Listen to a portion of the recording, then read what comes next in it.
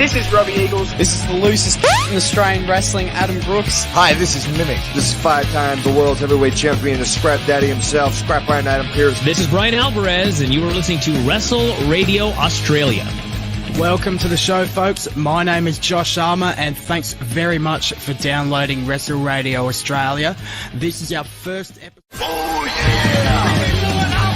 G'day, this is Big Brody Marshall. This is Brian Alvarez. This is Dean Brady of the Millennials. This is the Jurassic Punk Sid Parker.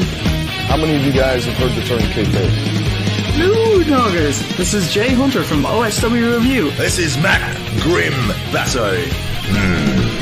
This is the loosest in Australian wrestling, Adam Brooks. This is Scrap Iron Adam Pierce, and you are locked in to Wrestle Radio Australia. I in the game, I'm champion, I'm Triple H. Undertaker, I'm your maker, buried the brother like Kane. Ooh, 1-3, hit the tombstone, hit the choke slam on face. Ooh, yeah, like a macho heel, turn like a muscle. If you sell a lot of tomatoes, I might keep a couple models. Ooh, and you may call me HBK. When I'm tuning up the vein, you best be getting in my way. Ooh, yeah, I'm degenerate, I love it, yes, I love it. If you wait down with that, then I got two is what you suck it. Too sweet, put your fangs up. Too sweet, hold another cup. Let's be busy 23, got me feeling way too sweet. Hey guys, Tony Schiavone here, making chicken salad. That's sure gonna put some butts in seats. Here I was, blaming AEW for feeding you chicken shit, knowing you mindless millennials would be eating it up as if it were chicken salad, when it's really been your fault all along. Make chicken salad out of chicken shit. People is as people does, that's all there is to it. Put a square peg in a round hole, just never seems to fit.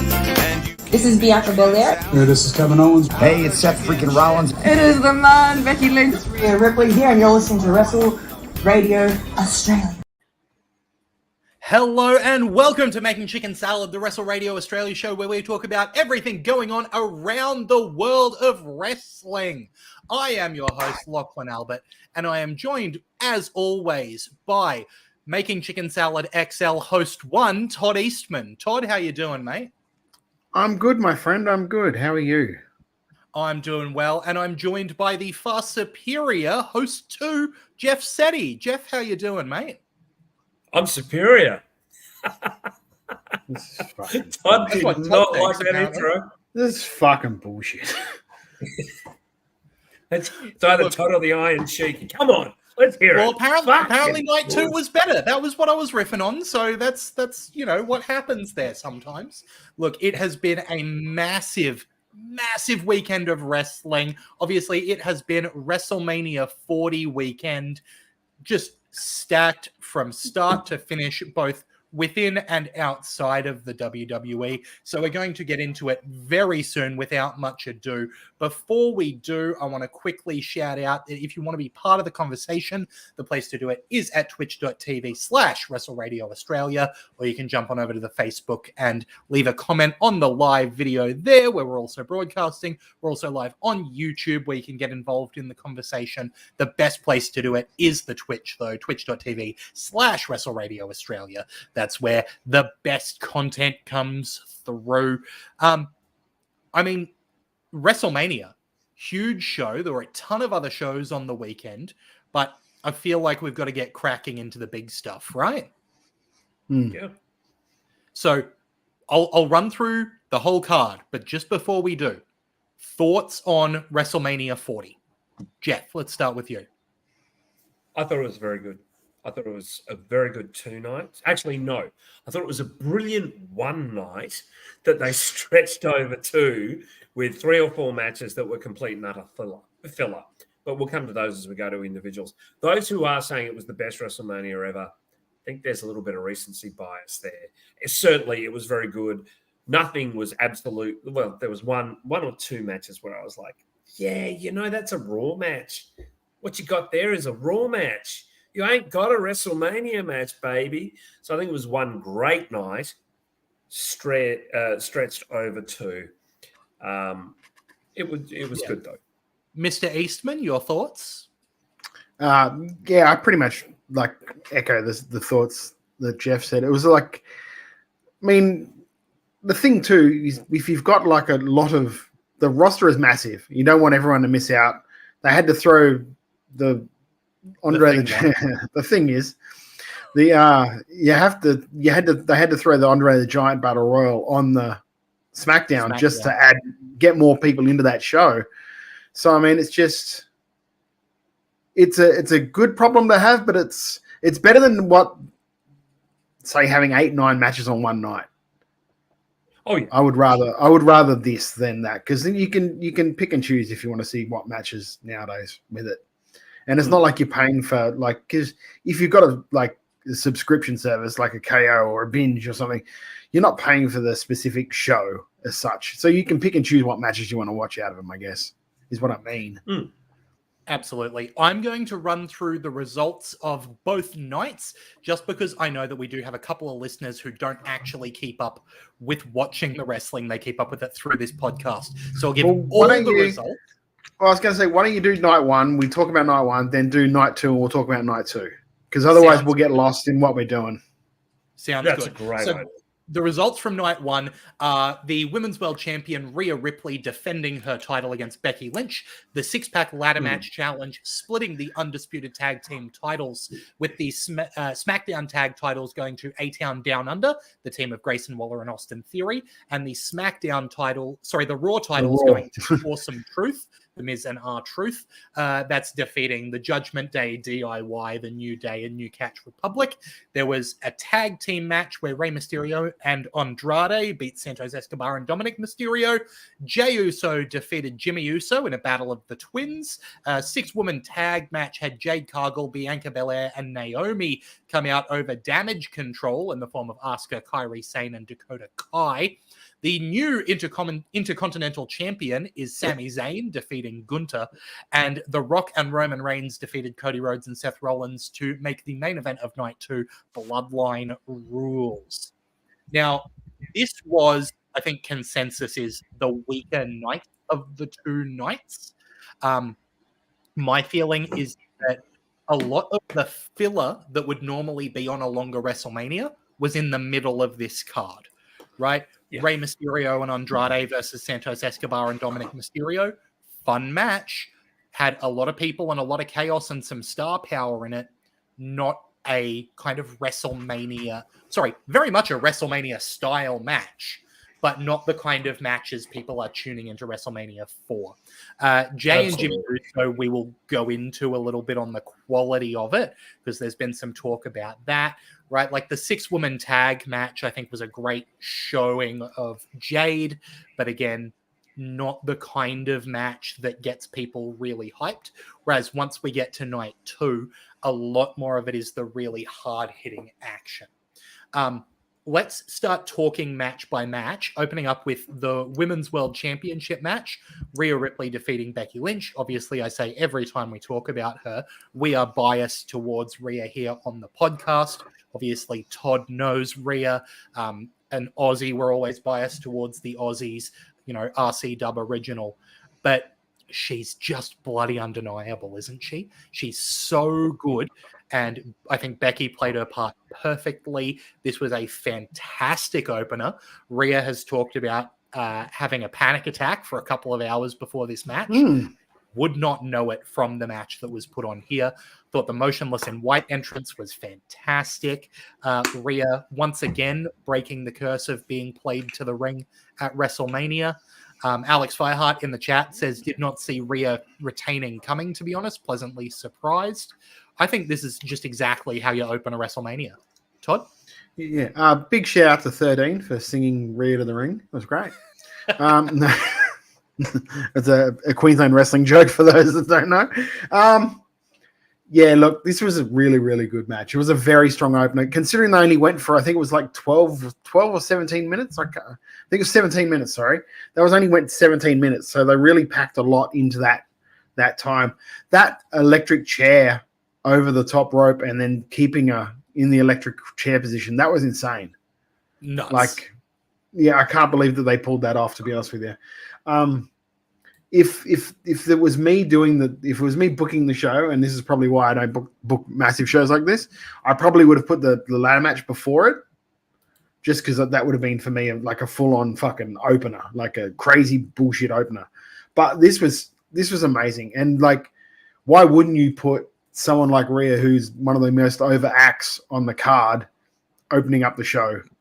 So this is one of our best right here. So that's probably why they've done that. But great match. Really enjoyed it.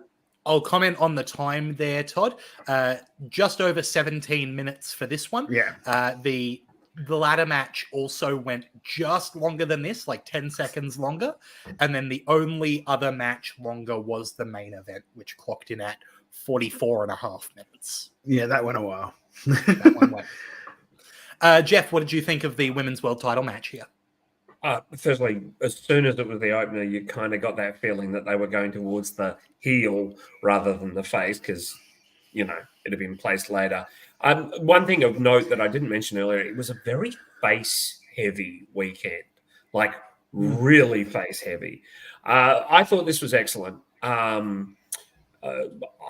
I think Becky showed whatever illness she had. She showed a little bit of it to begin with. She was a little bit out of time and they weren't quite in sync. But within about 2 minutes, they were just banging it out and it looked fantastic.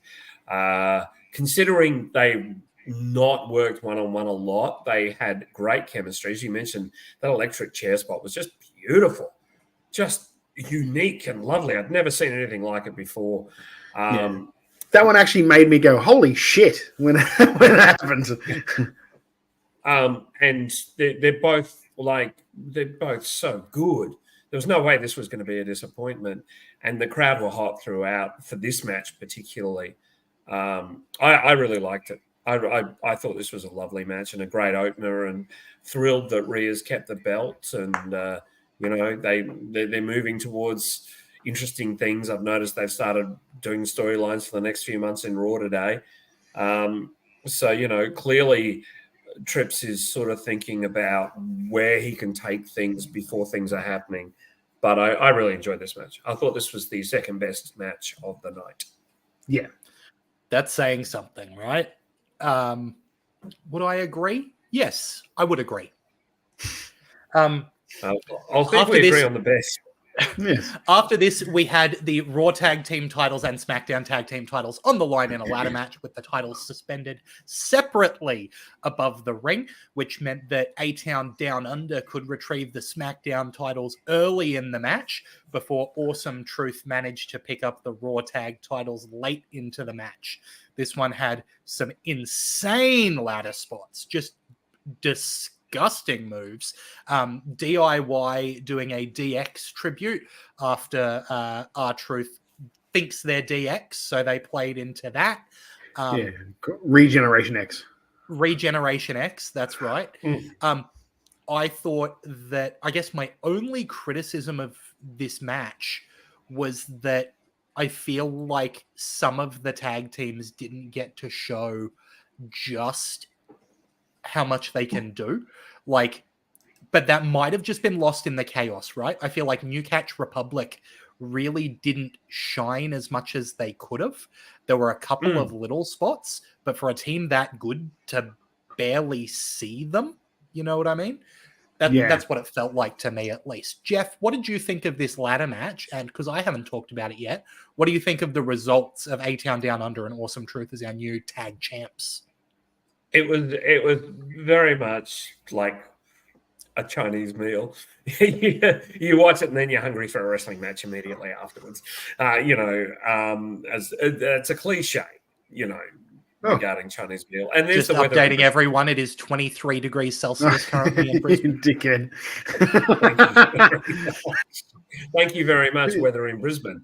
Look, I completely enjoyed this. I found it interesting that A-Town Down Under went from being allegedly a group who may not be in the match to winning the titles. So I get the feeling that the allegedly was actually a bit of bullshit from the WWE themselves to try and throw people off the scent. No, because Dave Meltzer wouldn't be wrong, mate. You almost He's never been wrong. Look, I enjoyed the bullshit of this and R-Truth and The Miz. As much shit as I give Truth, I popped for it when they won. I was so happy when they won. The funniest thing is, right, it is in my house, my wife loves R-Truth. R-Truth is her favorite wrestler. On the obverse of this, the wrestler she hates the most is the Miz. The Miz is the Miz. So watching her watch this match and go, yes, he won. Oh no, it means I'm going to see more Miz. Was just the hot tag spot he did, this pinning spot he did. Like there was one point where like I had to go to the bathroom during this match. So while I'm in the bathroom, all I can hear is my wife laughing and going, "You're missing this, Todd. You're missing this." And I'm like, "Oh, fucking hell." But yeah, the funny thing is like, and Tim Wilkes said, called this last week and was called idiotic. No, I said the idea was idiotic. You just happened to be there when it happened, so you got tarred with the same feathers. I didn't picture the fact that they were going to put the belts up the way they put them up, which was smart. I like that. Smart. And it was also smart. They did exactly what I said. If you grab one set of belts, why wouldn't you just look across and, oh shit, I'll grab those as well. The difference is that nowadays, the way that they've set those ladder matches up is that you don't just grab the belt. You've got to take that whole doohickey off the hook off the top. Yeah. So it takes a little bit longer. It's better and it's safer. And it's safer because like you're not going to get what you got, at 17 when Edge was spearing people who had a hand on a belt. You also don't get John Cena accidentally pulling it off the. Yeah. Exactly. I thought this was a lot of fun. I would have liked a bit more also, not just from New Catch Republic, but also from the New Day. Kofi did some amazing spots, though. He's still so very athletic. I mean, and they're also smart because if you think about it, ATR Down Under, they're your heels. So heels on SmackDown will have the titles. Faces on Raw will have the titles. It's a nice little split. It's a nice little way to do it. Also capped off, or at the start of the weekend, capped off a great weekend for Aussie wrestling, really, when you've got Grayson Waller winning the tag titles, Rhea defended her title, then you got Bronson Reed, which we haven't mentioned before, the night before on SmackDown, winning the Andre the Giant Battle Royal. So that was great. He was in the main event of Raw today. Yes, he was. Yeah, and looking great. So, it's clear that while it's taken a little bit of time, Triple H is... If he books this show the way he used to book NXT, we're in for a great ride. Well, I listened to the one of the post-match press conferences. I think it was night 2 because I don't think I watched night 1. But he talked about all the stuff he was doing with the changes with WWE, with Lee Fitting, who's come in to take the role of Kevin Dunn. And so they were slowly integrating different changes in. And I think that's what he's been doing with the booking as well. So it wasn't everything all at once going, but now it's sort of like, okay, all these guys who I liked and who I looked after in NXT because I saw that people were that like these guys have potential. I'm going to slowly move them into those positions where I think they deserve to be, like Damian Priest, like like Bronson Reed. Like DIY are slowly going to move. Yeah, DIY are slowly going to Ricochet. DIY are going to slowly move up into that spot as well. So I think that's the way he's doing it. He's not He's not like just going like with friggin' WCW back in the day when they decided they're just going to strip every one of the titles and we're doing a whole new reboot, guys. They did they're doing like a soft reboot. Whereas, like, we're just going to bring them in slowly, and before you realize it, all these NXT guys who I loved and who I championed, they're going to be the guys. And I think Cody's a big part of that as well, because I think Hunter liked Cody before he left. Definitely, I think he did. I think he did, and I think it's we'll get to Cody. We'll get to Cody. Yeah, of course. Yeah. So after this was clusterfuck number 1. This, in a good way, this was the tag team match between the team of Andrade and Rey Mysterio, accompanied by Carlito, Cruz del Toro, Joaquin Wilde, and Zelina Vega, who defeated Dominic Mysterio and Santos Escobar, who were accompanied by Angel Berto and Elektra Lopez. Yeah, like if you were going to have all of those guys, why don't you just put them all in the match? Because they were basically in the match anyway. So that was one thing I didn't understand. And also I love Jason Kelsey. Like as a sports fan, as a fan of the NFL. I listen to him and his brother's podcast because I just find him a genuinely nice person, like someone who you could actually, to the point where like I was thinking about switching until he retired at the end of this year. I was thinking about switching teams to the team he played for just because I liked the guy so much as a person. I just didn't think they needed to be here. They could have found a different way to use them, I think. And it was a bit of Lane hat on a Johnson hat. was the other person who was there, by the way. It was Jason Kelsey and Lane Johnson. Yes. Who was another Philadelphia Eagle player. So, but yes, but he was there too because he was wearing, when the Kansas City Chiefs, who is his brother's team, won the Super Bowl, he was there partying with them, but wearing a Rey Mysterio Kansas City Chiefs mask. Right. So that's the tie-in. Yeah, and look, I think that this match was very much we need to have a bit of a crazy, a million people in the ring, everyone gets their spots in. We kind of got that with the ladder match. So I don't know these two were great to have back to back. I think that if they had placed this match maybe a little later in the show, it might have been exciting to break up maybe the two title matches at the top of the card. And I think it was fun, but there was no substance to it. Yeah. I think you probably could have had, I don't know. So I'm booking on the fly again. You probably, I was just thinking you probably could have swapped that match for like LA Knight and AJ Styles the night before. Swap those two matches around. But then you've also got the Philly street fight. So that's sort of like a much of muchness as well. There was just, like I said, there was a lot of people they wanted to get on the card.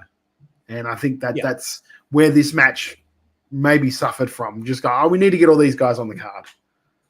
And I think on a worse show, this match would have been received better.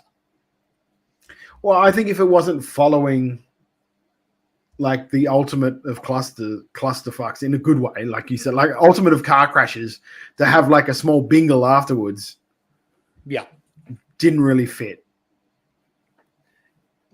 Yeah, Jeff? It was a Raw match. Get used to hearing those words. You're going to hear it about the next three matches. This was a match that would have been fine on Raw. Look, if it weren't for the cameo from the sports ball players of whatever the fuck they sports, then no one would really have cared about it, if you know what I'm saying. Like, people would have just gone, that was fine. It's a thing that happened.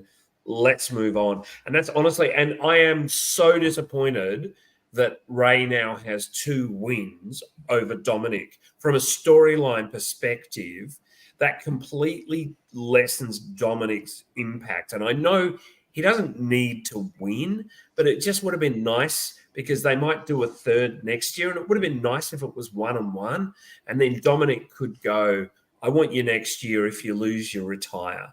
And then there's that whole year of playing on Ray's mind. But they kind of, I think that kind of... Look, I think someone like Dominic could lose every week, every day of every year, and people will still want to see him get his ass kicked again. Oh, for sure. He's just got that about him. And when it's Ray, unless it was a 1-on-1 match, I think that it was fine with what happened. Yeah, I still would have preferred. I do want to mention how much better has Dominic Mysterio gotten in ring. God damn. If I think back to 2 years ago, him in ring versus now, it is night and day. He has gone from someone who was genuinely the drizzling shits, sorry, Jeff, to someone who is genuinely a great wrestler.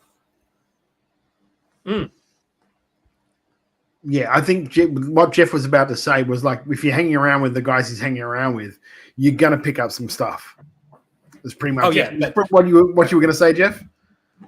Yeah, if you're hanging out with Finn Balor, who's arguably one of the best in the world, the finest women's wrestler in the world, as voted by Wrestle Radio Australia last year, Damian Priest, who's clearly the heir apparent, And even JD McDonough is a good wrestler. He's a good hand. He's a great hand. You know, just so good. You know, it's so good for Dom Dom. And he's worked on his personality, as in he's found one. He has very clearly been working hard at getting better. He has. And good for him too. Good for him too. All right. Now we need to have a conversation because Mysterio versus Mysterio wasn't the only family versus. That sounded family very serious. The next match was Jey Uso versus Jimmy Uso. And I thought it was fine. And if the build had been better, this, without changing any of the wrestling, I think this match would have been well received. Jeff's shaking his head. Jeff, speak on that. Okay. Now, for me, the problem was they wrestle the same style. They're almost identical stylistically. They've trained the same in the same places. You know, they have the Polynesian upbringing, so they're going to wrestle a certain amount of the same style. And the problem is they're too similar. So there was no. The problem is. I said the problem is. I know. I jumped the gun. You were just jumping the gun. You thought I'd say the flame on is. They're too similar. Yeah, I got you there. Too similar. There wasn't enough diversity. There wasn't like a big man, little man dynamic like with the match a couple of matches later. There wasn't a technician against a powerhouse. There wasn't, it was just two cruiserweights going at it without enough differentiality to really hook us in. All right, I'll jump in on a couple of the comments people have added. Keanu says that this match wasn't good. Brother matches are supposed to be classics. I'm going to say, genuinely, other than Brett and Owen, when has there ever been a good brother match? Jeff and Matt were good at Mania. They were fine at best at Mania. That was not great. Tim Wilkes says, enter super kick times 100,000. Yeah, it was a match with the Usos in it, dog. Like, and Keanu says the Usos aren't really singles guys to me. Like, I don't agree. Yeah, but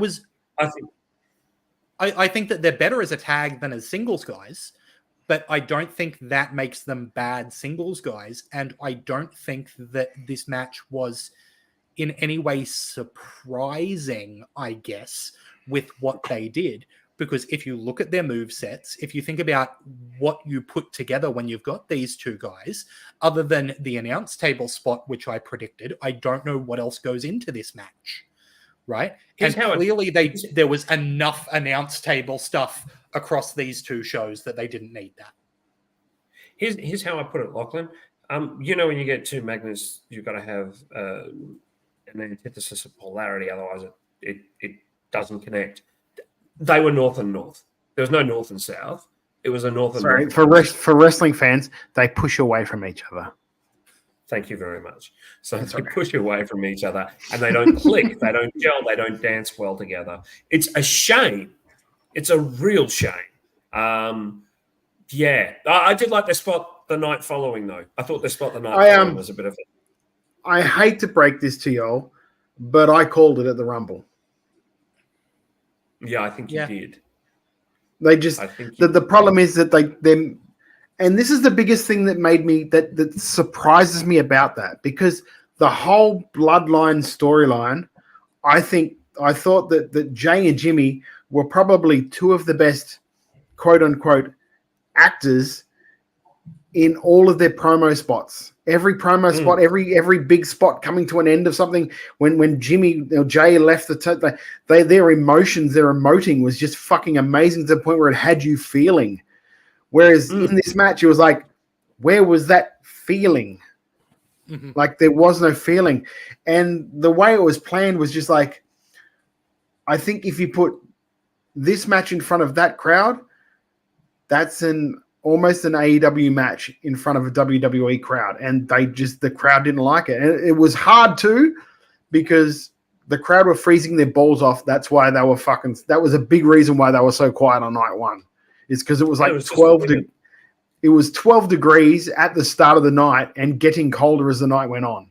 They should have mentioned that at some point, like on commentary. They should have. Oh, they did. They should have. They did a couple of times. Well, thing is, they mentioned it, right? But for us in Australia, unless you know the conversion between centigrade and Fahrenheit, you don't really grasp when it said, "Oh, it's 55 degrees." You're like, well, what the fuck does that mean? I yeah, exactly. Okay. Until I actually, because my wife was like, they must be cold out there. What is that? I thought it was getting, said, oh, hang on, I'll do the conversion. Then I'm like, it's 12 degrees in there. Like, no wonder they're fucking cold. Like, no wonder they're quiet. Their fucking teeth are chattering. Yeah, but like, I think this was I just think this was a big miss. This was a miss for two guys that really could have capitalized on this. I agree that it was a miss. I don't think this is what I'm saying. Currently on Cage Match, it has an average rating of 2.87. I don't think it was that bad. That's I know, like a 1.5 star match. I don't think it was that bad. No. They're an idiots calling it the worst WrestleMania match of all time, which is bullshit because they've obviously never seen Brock Lesnar and Goldberg. Because that was the worst WrestleMania match of all time. Now, here's the Invisible Girl. It was a Raw match. I just got that. He's the Invisible Girl. No, look, it was a WrestleMania match. They just didn't treat it like it was a WrestleMania match. It was a Raw match, Todd. Come on. No, because a Raw main event. No, it wasn't. Like these are two guys that were like a quote unquote probably the best tag team that the WWE have had in the past 10 years. Arguably, when you've seen the longest title reign in history, blah, blah, blah. They're splitting up and they're not having a one-on-one match, and their first one-on-one match being at a WrestleMania match. If you're going to put it on a Raw match, you might as well call it AEW because that's what they do with those things. They burn through pay-per-view matches on their normal Wednesday TVs. That was a WrestleMania worthy match. They didn't wrestle into like a Raw match, right? That's what I'm saying to you. Yeah, and it was a worthy match. They just didn't treat it like it was. Okay, yeah. There was a point where they tried to make it a WrestleMania match with Jimmy like going, "I'm sorry," and then turning it around and actually beating on Jay and trying to get the win underhandedly, and that did not connect. They did not. Somehow they didn't play it sincerely, even though playing their face sincerely is what's been good about those two for the past 2 years. Like, That's what I've been saying, yeah. Yeah, I don't know how they did so well for so long, like you were saying, Todd, and then miss in the final hurdle. I think Jimmy didn't go hard enough to the heel side. Yeah. And just treated it like two guys wrestling each other. Until that one point. Whereas you had like Jimmy really should have went that full heel. Like when Owen was against Brett, Owen was that angry, angsty little brother. And he was a dyed-in-the-wool heel. There was no questioning the fact that he wasn't a heel when he went in that match. When that bell rang, you probably couldn't tell. Like my wife asked me, like, which one of them is the bad guy? I'm like, well, he's obviously not doing his job right. If you think they're both the good guys, then Jimmy's not doing his job right. Especially when one was in blue and white and one was in black and red. Yeah. I agree with you completely, Todd. I think also Jay should have been a fired up baby face from the beginning. He just played it to get his catchphrase over. And that's what I mean by it was whether the intention was a WrestleMania match, it was fucking Raw match. Yeah, so not great. I say it was like 2.5 stars, right? Yeah, it wasn't the worst WrestleMania match. You can stick that up your ass. That's so wrong. It wasn't atrocious, but it was not good, right? It wasn't the Cat versus Terry Runnels with Val Venus as the special referee. It wasn't. Right? It wasn't a match on WrestleMania 9. you know. And then on the other end, it also wasn't the gimmick battle royale, but that's fine. Looking for Concrete Davidson after you're there. Yeah, Conco will be on the phone to you, Lachlan. Well, that's what I'm saying. He knows it was the greatest match of all time, and he's absolutely right. I just want to I just want to mention before you continue, it would be remiss of me to not acknowledge the WrestleMania alumni who won tag gold at WrestleMania in Matt Wahlberg / Grayson Waller. Well done, mate. Really proud. There you go. Mate, we were going to get to the WrestleMania plug. You didn't have to shoehorn it in. Come on. You know, I shill early and shill We're going Got to to keep them regular, right? And if you want to keep it regular that you're watching this show, make sure you subscribe to Wrestle Radio Australia on Twitch. That was a stretch. So That was a stretch. Moving on from this. That was your equivalent of telling me what the weather was. Yeah, that's exactly right. So moving on from there, 6-woman tag team action. Damage Control, Asuka, Dakota Kai, and Kairi Sane, defeated by the team of Bianca Belair, Jade Cargill, and Naomi. This was fine. This showcased how damn good Jade Cargill is and made me want to see her and Bianca as the 2-woman power trip. Okay. This said to me how protected Jade Cargill is, brilliantly so. Mm-hmm. This, and here's the Mr. Fantastic, was a Raw match. An absolute Raw match. There is no doubt this was nothing more than a Raw match. Damage Control barely got any offense in. Naomi disappeared. She's clearly not able to be as athletic as they want. And I don't know what they're going to do because they're probably paying her a pretty penny. I mean, it was important because it's extended the new streak, right? The new WrestleMania streak is alive and well. Asuka is 0-6 at WrestleMania. Oh, really? Yep. Yeah, she's never won a WrestleMania match. That makes me But then again, 0-6. You might see it makes you sick, but you didn't realize it until he told you that. No, but you know, look at the condition I'm in at the moment. Look, it was a Raw match. It was fine. And it, you know, it was a good use of Jade. But it was very much a squash match, and it was very, very. It wasn't a good use of Damage Control. They could have put anyone else out there. Yeah, this was a match that I expect to be on WrestleMania at this point, but I don't want to see on WrestleMania. Right? WrestleMania is supposed to be for big feud blow-offs and huge marquee matches, and this was neither. This was a 6-woman tag match to get a new signing over. Right? Fair. Like, I That's would have fair. much rather have seen the women's tag titles defended in a really strong match. Yeah, but if you'd have done that, who would have you done it with? Would have you done it with Jade Cargill and Bianca and then have them lose in her debut on WrestleMania? No, I would have done it with Shayna Baszler and Zoe Stark. And have those two lose then? Yep. But Well, I mean, they're going to lose next month for it anyway, so. Yeah.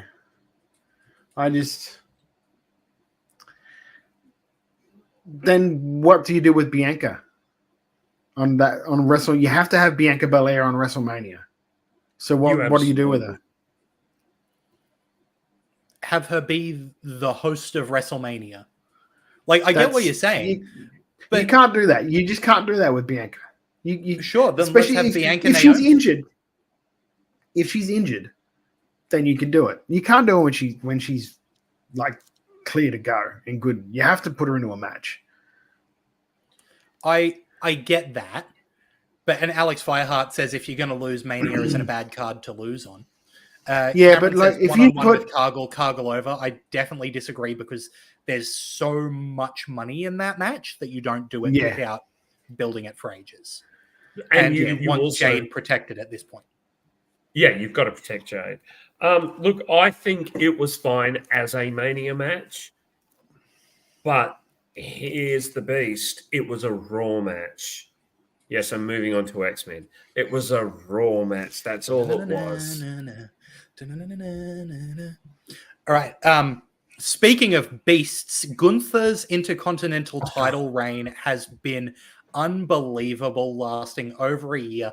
And on WrestleMania Night 1, it ended with Sami Zayn becoming the new Intercontinental Champion. Before we talk about the match, we all wanted Sami to not be the person to dethrone Gunther. We wanted it to be Shorty G.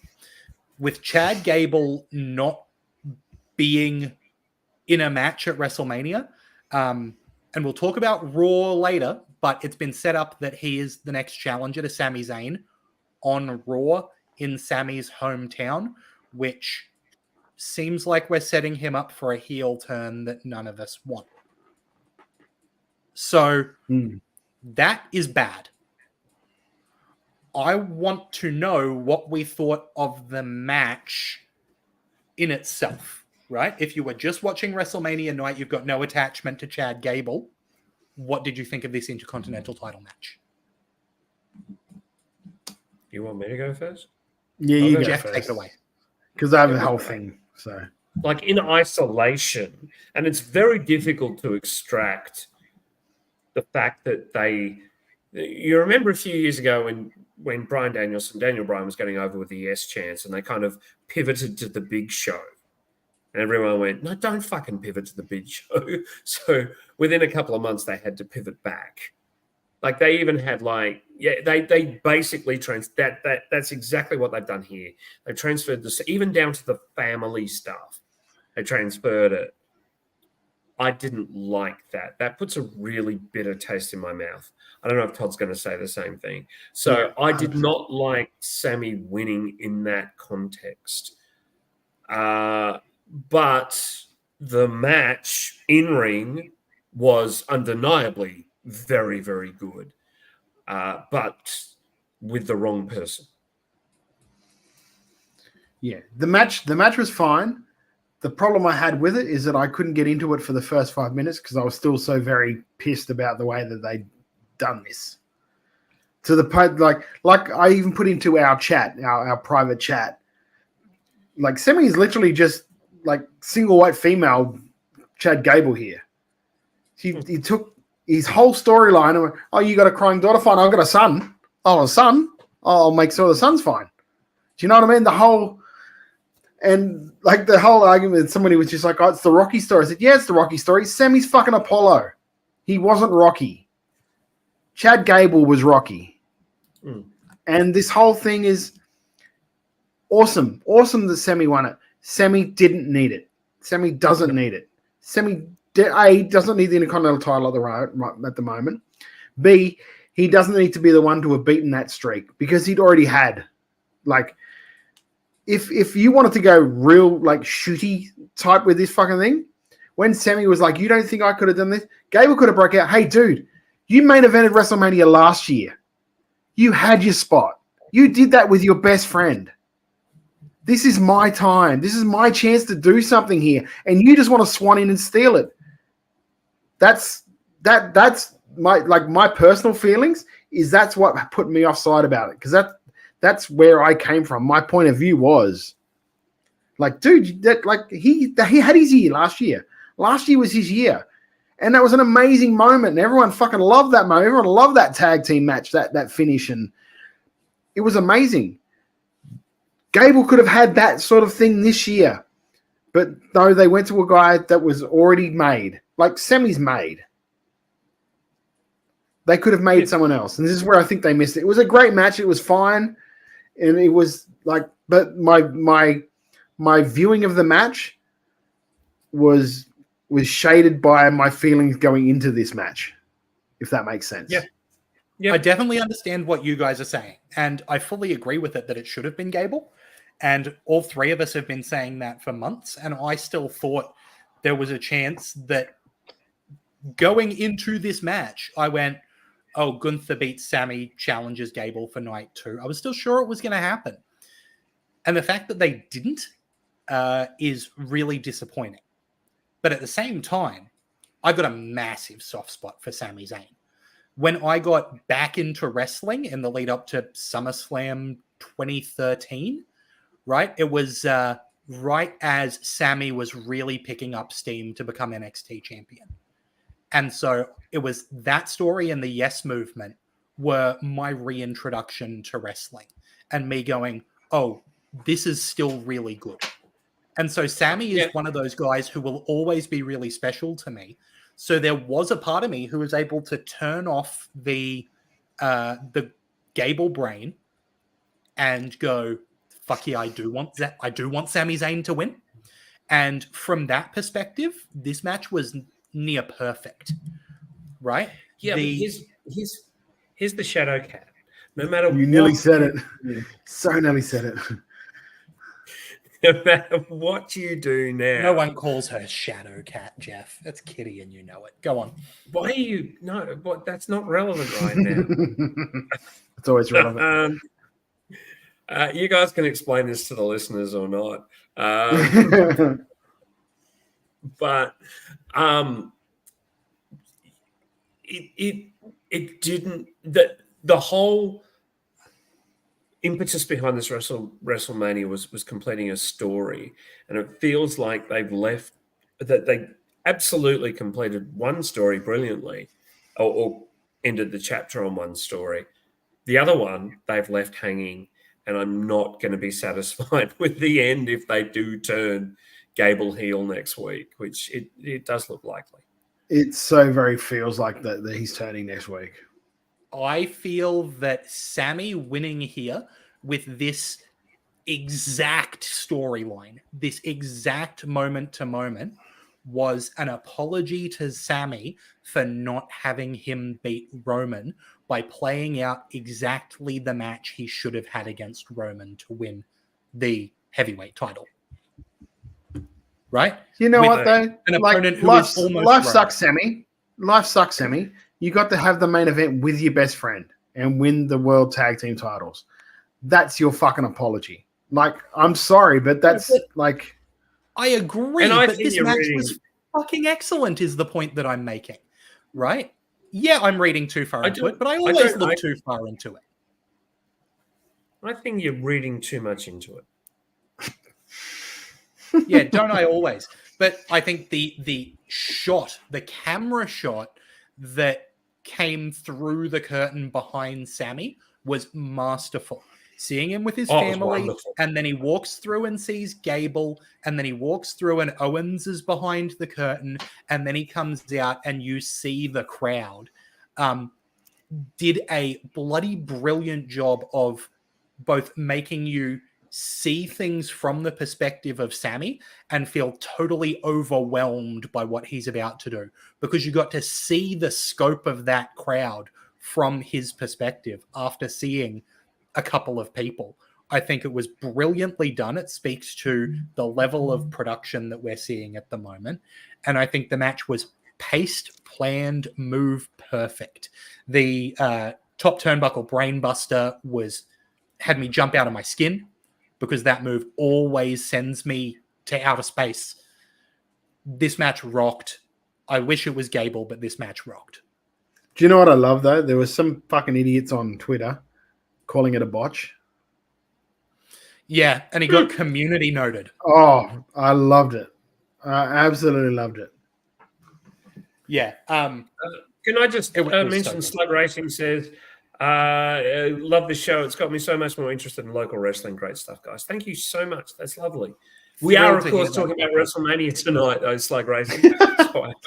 We're going to talk about Starrcast coming up, so we're talking about Australian wrestling stuff coming up, but we got to talk Mania when it's Mania weekend. And because it's the biggest show in town, and the biggest show in town had the biggest match in town.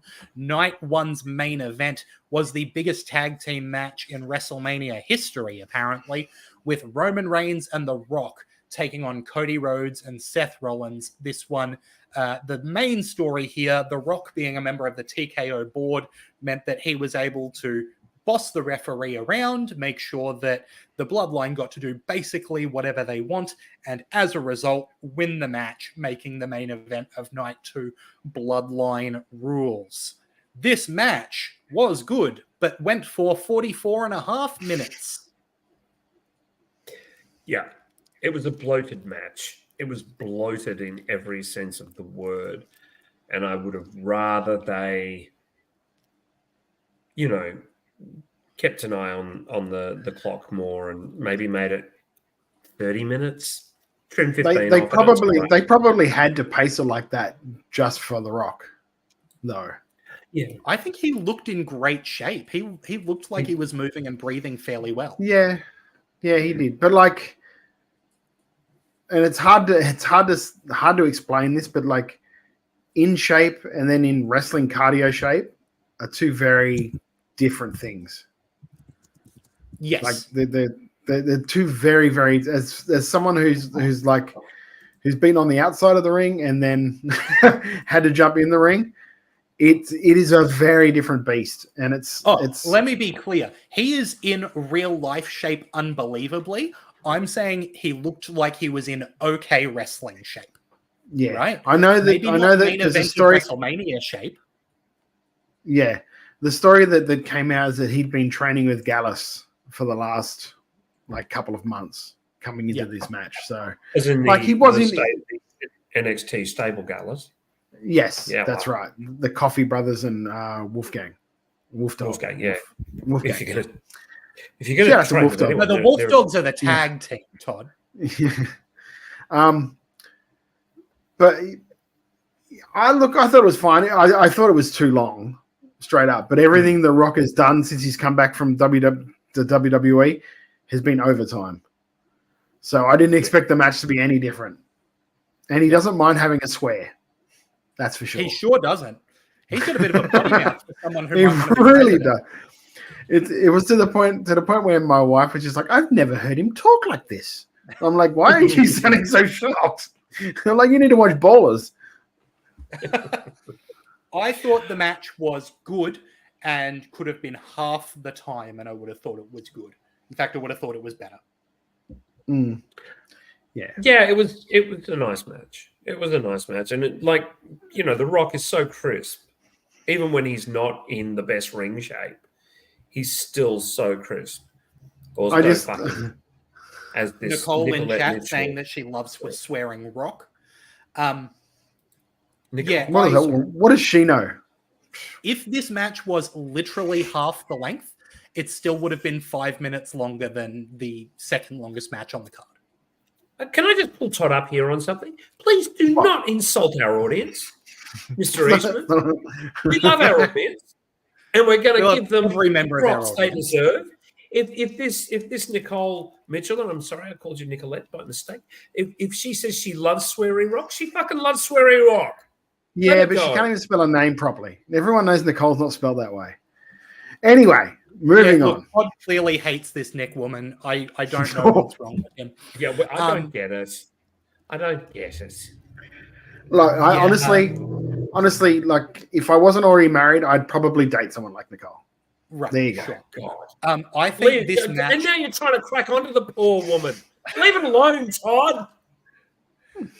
This match did what it needed to do. It took too long to get there, but I think that, and I'll talk more about how I think the crowd responds to Cody in a way that I don't, more when we get to the main event of night 2. But I think for the level of crowd response that Cody is getting, I can understand why this went so well.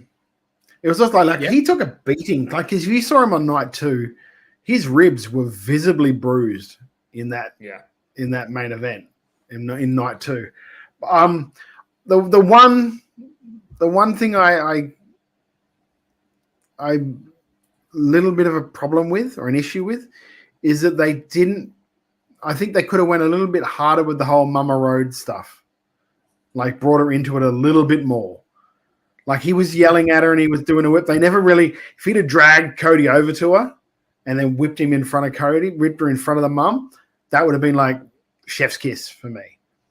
It was a little bit like, oh fuck, I forgot I've got to do this bit. Mama Rhodes, you know what I mean? It was just that was the only. If I'm really being picky, that's the thing I'd be really picky about. Yeah, it was such a big part of the build, and then it was barely there. Yeah. Yeah, they did sort of drop it a bit, but you've got to consider that she may have sort of said, I don't want to get involved physically. I don't want anything like that to happen in front of me. So, Michelle that's probably... what Tim Wilkes is saying. Yeah, she's look. I've got a feeling she's a worker, bro. I think she is as well. She might have. The way she yelled it, the way she was yelling at The Rock, I think she's a bit of a worker. Yeah, she knows what she's. If you're married to Dusty, you know what's. Yeah, if you're married to Dusty, say that. I think she'd have to be married to Dusty Rhodes. Come on. Yeah. But yeah, I wish it was a little shorter. And if you wish that the match was a little shorter, or if you wish this podcast was a little longer, the place you can let us know that is at twitch.tv/WrestleRadio Australia. Get in the chat. Let us know what you think. Make sure you're following us on social media at WrestleRadio AU on X and on Instagram, WrestleRadio Australia on Facebook. We've got a lot more to talk about because we haven't hit night 2 of WrestleMania XL yet. So we are going to do that as well as the Raw after WrestleMania and stuff that's coming up in Australia right after this. Hey, it's Conrad Thompson. Listen up. Ballarat, Australia, Starrcast is going down under. We're coming to you April 11th through April 14th. Thanks to our main sponsor, Visit Victoria, and my buddy Cam Val over at Oceania Pro Wrestling. We've put together 4 incredible days. There really is something for everybody. Now, if you've never been to a Starrcast before, I want to explain this is like a wrestling fan's dream. You get meet and greets with some of your favorite wrestlers, some of your favorite superstars, some of your favorite Hall of Famers. Not just that, you also get to pick their brain. We're going to have them on stage doing panel discussions and stage shows, and there's going to be some Q&A in there. And man, I have never been on stage with Bret the Hitman Hart. I cannot wait to pick his brain about that WrestleMania 10 match with Owen and so much more. Eric Bischoff. And there's also some wrestling shows. That's right. We've got Mickey James doing an all-ladies show, and Bret Hart brings the Australian Stampede to life. You don't want to miss it. If you grab yourself a platinum or gold bracelet, you get all access to all events. You won't miss it at all. Now, if you can't make it to all 4 days, we do have day passes available, but I strongly encourage you, pick up a bracelet. We're going to have unique experiences you can't find anywhere else. Yeah, I'm bringing some of my ring-used championships with me. The actual big gold belt from WCW. The same one that Dusty and Ric Flair and even Hulk Hogan played air guitar with. Goldberg's belt. It'll all be there. Not only that, Randy Savage's Intercontinental. What about the world title from WrestleMania 17 that The Rock and Stone Cold battled for? It's all going to be in Ballarat, Australia as a part of Starrcast Downunder. Grab your bracelets right now. Whether it's platinum or gold, you can't go wrong, but you don't want to miss anything. Don't come to 1 day. Don't come to 2 days. Come to all 4 days. Lock it down right now before it's too late at Starrcast.com. We have only just begun announcing legends, and you don't want to miss what's coming your way. That's Starrcast.com, Starrcast.com. We'll see you soon, Ballarat, April 11th through April 14th. Thanks to our friends at Visit Victoria. Grab those bracelets now, Starrcast.com. For the first time ever, Starrcast goes international. Oceania Pro Wrestling presents Starrcast Downunder, set to take Ballarat, Victoria by storm from April 11th through to April 14th, bringing the Starrcast experience to Australia. And with all the staples of Starrcast that has made it a wrestling fan's dream destination. Meet and greets with your favorite wrestling stars of yesterday and today. Live stage shows including a Sunday with Bret Hart, a retrospective on his Hall of Fame career, including a special watch-along celebration of the 30th anniversary of the Hitman's legendary WrestleMania 10 match against his brother Owen. Also including an audience Q&A with the excellence of execution. We'll also have live wrestling shows, in-ring action including Mickey James's all-women's show, Her, and a special supercard, Bret Hart's Australian Stampede. All this along with the photo ops, autographs, merch and memorabilia, making Ballarat the place to be this April. Never before has a weekend like this taken place in Australia until now. Starrcast Downunder, presented by Oceania Pro Wrestling. Tickets are available now. Visit Starrcast.com for more information.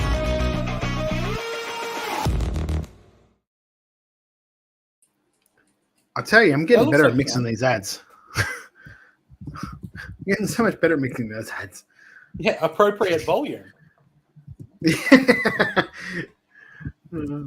And I've worked out how to boot us out of the feed so that it doesn't just show us like doing this between switching of ads. Yeah, you've done well.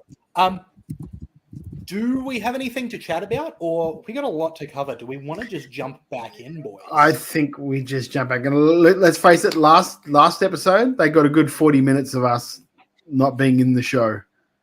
Oh, so, because that's the funniest thing. Like, we went for, I think it was like 2.5 hours last week. And then when I edited out the stuff just for the guys here, it was like 1:37 was the show. Yeah. So we talked the better part of an hour. There's only one thing we need to do before I get back in. I just need to stop my camera for a couple of minutes. I am still here. Oh, okay. Yeah, okay. Oh, I wonder what he's off doing. Yeah. Aside from So that, do I. they're gonna. Aside from that, people are going to get a lot of content over this weekend. Hopefully. Oh yeah. So. Oh yeah. Well, Jeff, you just give us the green light when you're good, mate. The green light. Yeah, I will. Oh yeah, pop for that. Thank you. What did you say? I didn't hear that. He said, "Just give us the green light when you're ready." Slug Racing says, "Talk forever." Green.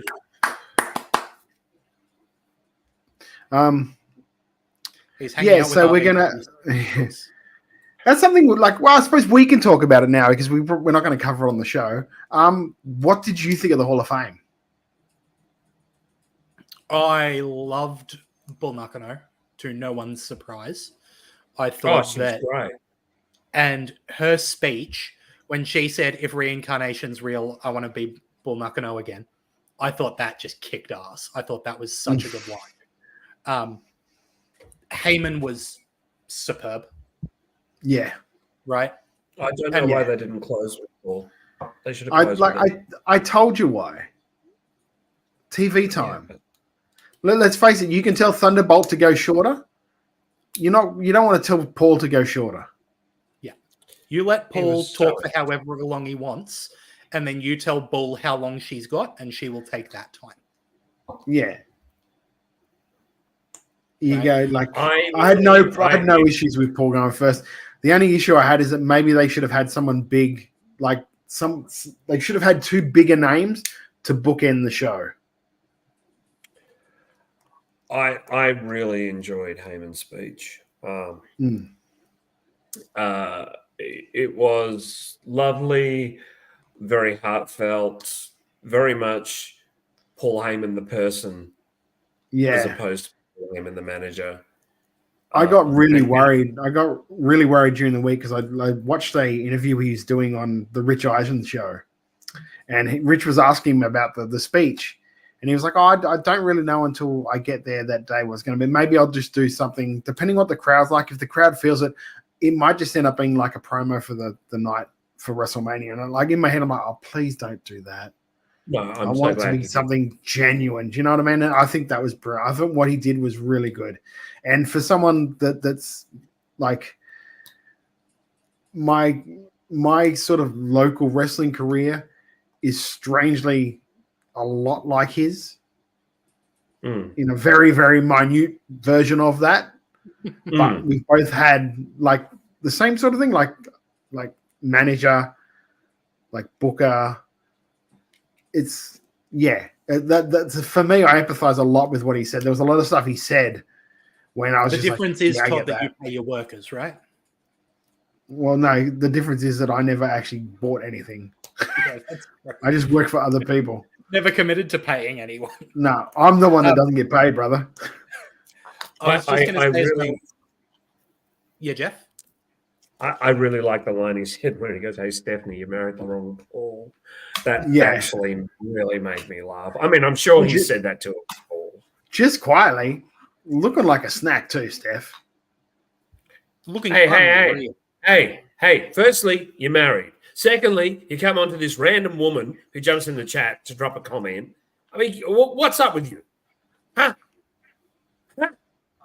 If I ever talk to this woman, I'll make sure I let her know you called her random. I knew exactly who it was. I felt a little bit for the US Express that I think it was really nice that they had that moment for Bray, for Wyndham. But I also feel like I worry that they will feel like they didn't get an induction. He did. You know what I mean? Because so much of it was dedicated to him. No, but that wasn't the WWE, because they talked with them and they were like, because when they rang, they thought there was going to be that, and they're like, we don't want to do that. It's too soon for that. And Paul's just like, no, this is about you guys. Yeah. And let's face it, they didn't have a massive career together as a tag team, so it was harder for them to talk about a lot of the shit they did because they weren't together a hell of a long time. No, but I think it's important that both of them got inducted. You know what I mean? They both had careers that I think are Hall of Fame worthy. Yeah, well, Barry's already got a ring. Yeah, exactly. He's got one for the Four Horsemen. Is Barry's voice affected? Does anyone know? Because he barely said a word. Yeah, true. Yeah. So, yeah. But yeah, I think that it was overall really good. I think that, and we talked as well, I think the inductions were, I understand what you're saying about wanting to have big names to bookend. I just think it was really good. I didn't like how much work was on the show, but I get it. But I do wish that show was about inducting people and not about working. But it's a company where every time you're live, you're working. So yeah. But here's the point: they want to promote WrestleMania as much as possible. They're going to keep that going almost as much as I'm going to keep this joke going. Maybe I'll go a little bit longer. Who knows? Just in case anyone hasn't picked up what the joke is and you're watching live, is that I always get picked on for saying "for me," and then I noticed how often Jeff and Todd both say "here's the thing," and so I put a picture of the thing into the program so that I can put it up whenever they say "here's the thing." And now Jeff has been purposely avoiding saying it, trying to trick us into putting up the image when he hasn't actually said it. It has actually happened already, though. Which, it pleases me greatly. And then, of course, I'm changing think to thing, if you picked that up earlier. Just for shits and giggles. Yeah, here's what you think. All right, let's get back into the show. Showtime. Ready? Yeah.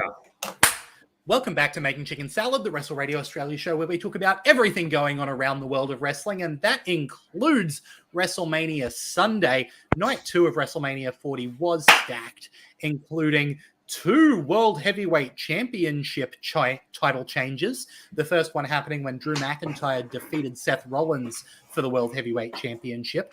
After that, he was attacked by CM Punk, who was on commentary for the match, and Damian Priest cashed in his Money in the Bank to defeat Drew and become the new World Heavyweight Champion. After that was a Philadelphia street fight with Bobby Lashley and the Street Profits defeating the Final Testament in the form of Karrion Kross, Akam, and Razor, with special guest referee Bubba Ray Dudley. There was a singles match where LA Knight defeated AJ Styles, a triple threat match where Logan Paul defended his United States Championship against Randy Orton and Kevin Owens, Bayley defeating Io Sky to become the new WWE Women's Champion, and in what can only be called WWE's version of Avengers Endgame, Cody Rhodes defeated the Roman Reigns to become the new undisputed WWE Universal Champion, including run-ins from both Jimmy and Jey Uso, Solo Sikoa, Seth Rollins in Shield gear, John Cena, The Rock, and The Undertaker. Big night. The opener, the World Heavyweight Championship match, starting with just Drew and Seth, I thought was really good. Those two put on a really good World Heavyweight Championship WrestleMania match. It had just enough ridiculous kicking out of finishes into a really solid back and forth that ended with Drew winning and finally Seth getting to not be champ for a while. I couldn't have asked for much more from the match, except for the fact that I didn't need Pepsi Phil on commentary.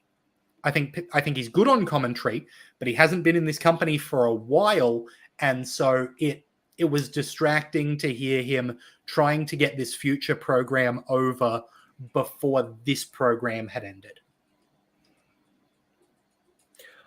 I thought he did a good job. Yeah, sorry. I enjoyed the match. He was. I thought when Seth Rollins walked out with the band and that outfit, I just honestly, if you were sitting next to me, you'd have just heard me go, "Oh, get fucked!" It's just so good and so over the top that it just makes you go, "Oh, go on with yourself, Seth." It's just great. It was one of those things too that with like the way they were commentating, it was like they're not actually commentating right now. They're just being people that are like talking about wrestling. Because as he's walking around the ring, I think Michael Cole just goes, "Didn't he used to be in NXT?" Like, because they were doing the Adam Rose thing. He was saying it was like Adam Rose walking around the ring. Yeah. It was fun. I picked it as No Way Jose. Yeah, I saw it. I was listening to a podcast today where they talked about the match, saying it was very much like a Brock Lesnar style WrestleMania match, but with two guys that can really work. Where they just came out from the start. They didn't fuck around. Bombs. Yeah, like he hit like the bloody Claymore was the opening move of the match. So that told you right there. They were just like, okay, let's start this thing in third gear. They were given X amount of time, say 12 minutes, and they used every second of that 12 minutes brilliantly. Yeah, I thought this was terrific. And they told a story. They told the story of that the whole time going into this. Drew was like, "Hey, Seth, you are too obsessed with the bloodline thing. Your whole obsession with this is what's going to lose you this match because you're obsessed. You're not keeping your mind on what's going on. You're not keeping your mind on me. And if you don't do that, I'm going to beat you for that title." And Drew, the end reason why he ended up losing this title afterwards is because he couldn't keep his eyes on the prize and kept looking at CM Punk. So he was falling for the exact same thing he was talking about the whole time, which I think is just such good storytelling. I'm so glad you said it, so I can't get accused of overthinking it. No, well, that's what it was, though. That's the way they did it. That's the way they told the story. In this instance, I don't think Todd is overthinking it. I think he's doing really well with the analysis. I also think that the fact that Punk was sitting out there within the context of the match kind of played on both their minds. They both interacted with him verbally during the match, and I thought that was a really nice touch. He didn't get physically involved because those matches usually end up with that third guy getting physically involved in some way, shape, or form. And the fact that he didn't was good. I should be clear that CM Punk is just a bit bitch eating crackers for me. Whatever he did, I was going to hate it. Right? Whether if he was on the show, I was going to say, I don't like what he did. And if he wasn't on the show, I was going to say, well, he's not furthering his storyline. Why didn't he show up? You know what I mean? Like, I'm just at the point with Punk where I'm very over him. So I'm ready to be negative about whatever he's doing. And I need to welcome to AEW. Yeah. I need to acknowledge that as something going on with me and not something to do with the actual quality of what's going on. Right? After the match, we had Drew McIntyre crawl very sexually over the announce table towards Punk before Punk finally revealed that he was over his injury, ripping off the arm brace and bashing McIntyre with it. Which led to Damian Priest coming out, cashing in his Money in the Bank at WrestleMania and becoming the new World Heavyweight Champion, managing to approximately halve the average World Heavyweight Championship reign. I think that this was perfect timing. We all kind of knew Damian had to cash in soon. I think doing it on WrestleMania was great because it really sets up the next quote-unquote season of television with a new champ and a new place to kick off from, as well as having Drew as the old champion. And again, we'll talk about Raw coming up, wanting to get that rematch, but not being able to just yet because he's got something else going on. Seth still having a claim that he's in line for a rematch, but him having time off to deal with his injury first, rehab a little bit after, a very long streak of working very hard. He actually looked legitimately injured at the end of that main event too. Yeah. Because he couldn't really get in the ring, and he sort of like stayed around ringside and couldn't really walk, and I think Kevin Owens was helping him walk to the back. So it wouldn't surprise me if something actually happened to him during that show.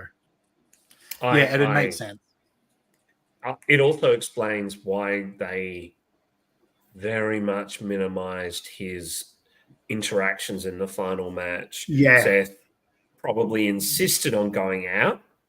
And like the interaction was beautiful. The chair shot was fantastic. Yeah, we'll talk about that, because that's another thing where I've probably, like Lachlan said, I've overthought it. But no, you haven't overthought it, because I'm also going to talk about how good exactly that thing is. Yeah, but we'll get into that in a minute.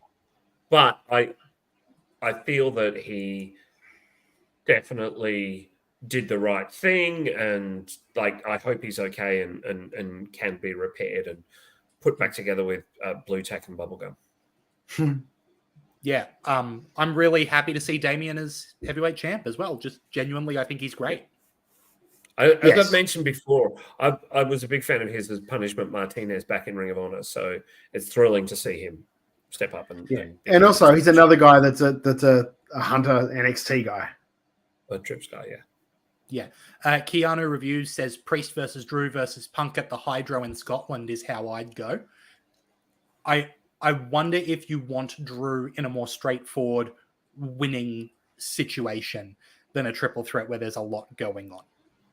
Yeah, I would have Gunther against Priest and Drew against Punk.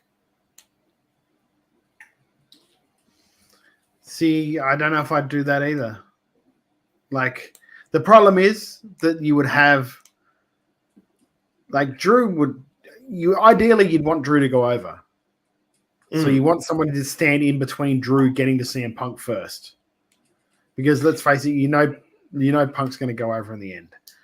So it's sort of like, and you can't really have him again because you can't have him and Priest and then have Punk interfere and help Priest win, because that just makes Punk a heel. And Punk, it doesn't matter. And also, it wouldn't matter who Drew's going to go up against. He's not going to be a heel in that match either. No, because he's in fucking Scotland.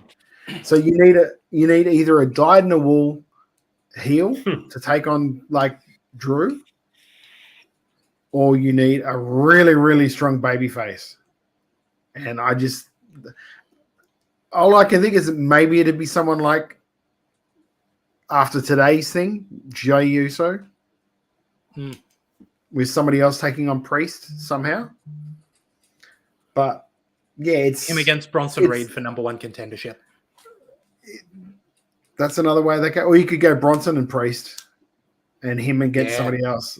Like, do you know what I mean? There's a lot of ways you can go, and it's going to be interesting to see what they do going into Scotland. Because I think they announced too that Sheamus is coming back too. So who knows what he's going to be doing going into it. I hope he's not like Keanu just goes his Priest a transitional champion. I feel like he might be, but I don't know. I think it's one of those where to be champion. Didn't catch any of that, Jeff. I said I feel that at the moment they are testing the waters with Damian Priest transitional champion. So I can see you both smiling at that. So, yeah, it'll be interesting to see how it winds up.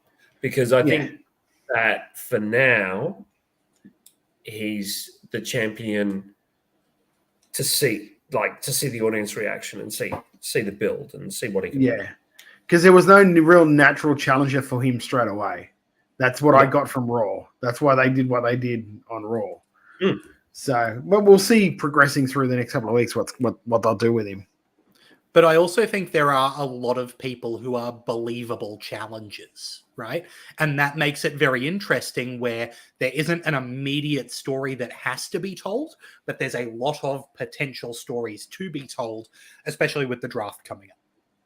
Yes. And look, if we wind up getting Finn Balor against Damian Priest, no one's going to be complaining. No, one's going to be complaining. That would be a really good match. Because Priest works amazingly well as a face as well. All right. After that match was Clusterfuck Part 2 with a 6-man tag team Philadelphia street fight. The Pride, Angelo Dawkins, Bobby Lashley, and Montez Ford, defeating the Final Testament, Akam Razor and Karrion Kross, accompanied by Scarlett. The Pride were accompanied by B-Fab, and the special guest referee was Bubba Ray Dudley, who I could not give less of a shit about. I know that it's Philadelphia, so they're going to pop for an ECW guy. But you're just a cranky real cranky shit today, aren't you? I am. Little man smells it. Little man. Why don't you like Bubba? The whole time I have been into wrestling, Bubba has been a grumpy old man who doesn't like the new thing.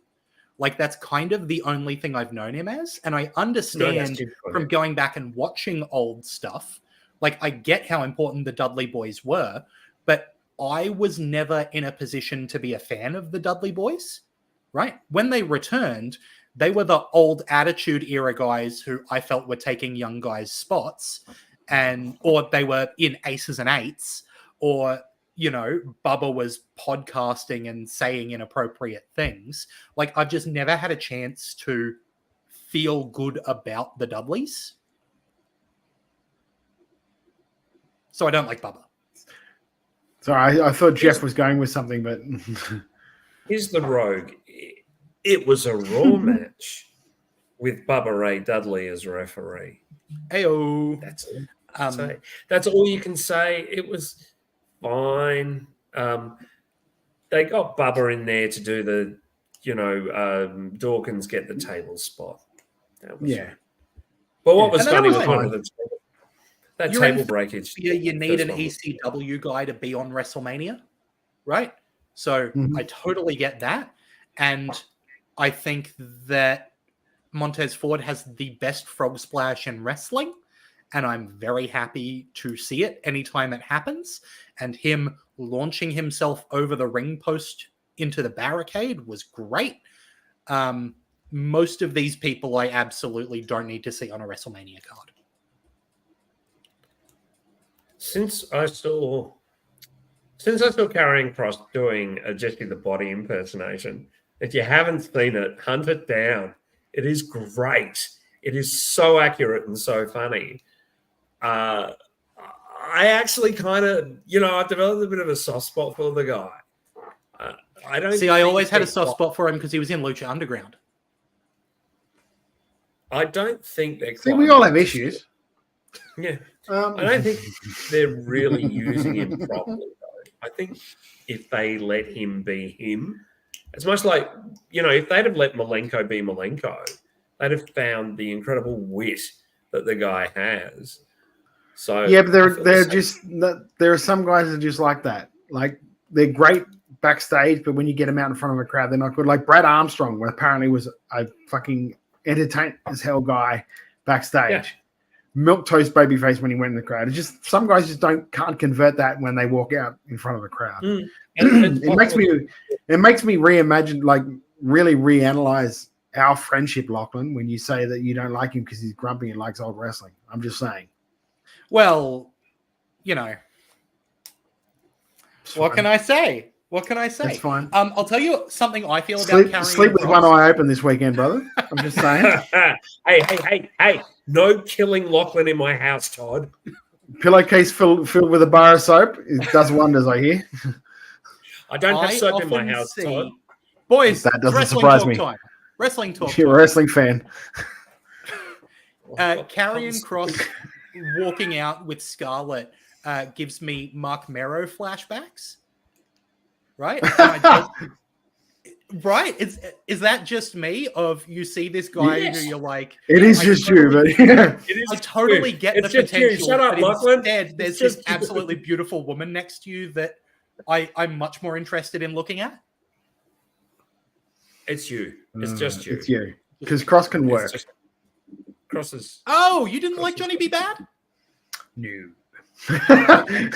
We've all got problems. He was moving on from this. LA Knight and AJ Styles in the Slim Jims match. LA Knight getting the win here. And this match was a good wrestling match. I really enjoyed this match. I might be different from you guys. I thought it was really good. I thought AJ really went out of his way to help establish LA Knight as someone who has the potential to be something big in the future, which is what he was there for. And the way they built it was good too, because it was different from everything else that had been on that card. Like the way that they built it with him going to his house and then the attack in Australia when he wasn't even on the card. He just flew to Australia, hit him with a chair. And like, I like that. I liked the way they did that. Yeah. It was fine. I don't know if you guys know this or not, but I'm not the biggest fan of LA Knight. We've heard. Yeah? Yeah. Yeah? Surprising, I know. But Dummy. if anyone is going to get a good match out of him, it's AJ, and he did. He got a good match out of him. But I'm still not sold on LA Knight. Sorry. I don't know if I ever will be. It's probably just one of those things, yeah? Yeah. Yeah. Yeah. I really enjoyed it. I thought it was a really good match. I totally get the LA Knight thing. I think the guy oozes charisma. I really think that for those of us who weren't around when The Rock was here every week, it's nice to have someone. I didn't say. Did I say it? Yes. You said the LA Knight. Oh, Yeah. sure. Oh, sure. Sure. I think people who experienced having The Rock on TV every week have seen this before. Yeah. And Do for those you of know us what? who didn't, it's fresh. Actually, my biggest pop of that match was when he did his entrance and he gave that woman the keys to the car. And my wife just goes, "You think that bitch would be a bit more happy she's won a car, wouldn't you?" Yeah. That was my biggest pop of that show. Your wife's great. We should get her in the chat. Nah, bugger her. I thought that, She might find out about the Nicole girl. I really enjoyed this match. I know that it wasn't a big deal of a match. It didn't have a title on the line, but I think the stakes that they put into it were good. And I thought it was well wrestled. And I buy into LA Knight's gimmick. So that's great. After this was a United States title triple threat match with Logan Paul defeating Kevin Owens and Randy Orton with the help of a giant Prime bottle. This time inside was streamer I Show Speed, who I also don't know who he is. So the run of people in Prime bottles being completely unidentifiable to me continues. Though I knew who KSI was, but I don't know who this guy is. Right. The fact that Randy Orton pushed him so hard that the cap came off the giant Prime bottle. Oh, the front kick. Yeah. Oh, man. You cannot write that. It was perfect, the cap coming off. Loved it. Logan Paul once again managing to cheat to retain the title, which was a surprise to me because I thought they were going to put him in the Universal title picture immediately. He didn't really cheat, though. I'm fine with it. He didn't really cheat. What? Because it's a triple threat match, so there's no DQ. No, he didn't. No, because he snuck it in. He didn't, because he threw him out the ring. He went for it before with the brass knucks. He did, but he didn't cheat. That wasn't the finish of the match. So he did go for it. Like he did go for it, but he just did what they do in triple threat matches. Somebody hit a finish and they threw him out of the ring, and then he hit his finisher. Yes, which rivals, by the way, that rivals Montez's frog splash. Yeah, it's real good. I actually really liked. There was what you could potentially call a botch here, where Logan went for the buckshot lariat and landed a little bit awkwardly. for then Randy to catch him into a snatch power slam, which I think looked better than if he had landed it perfectly and it had been one fluid motion.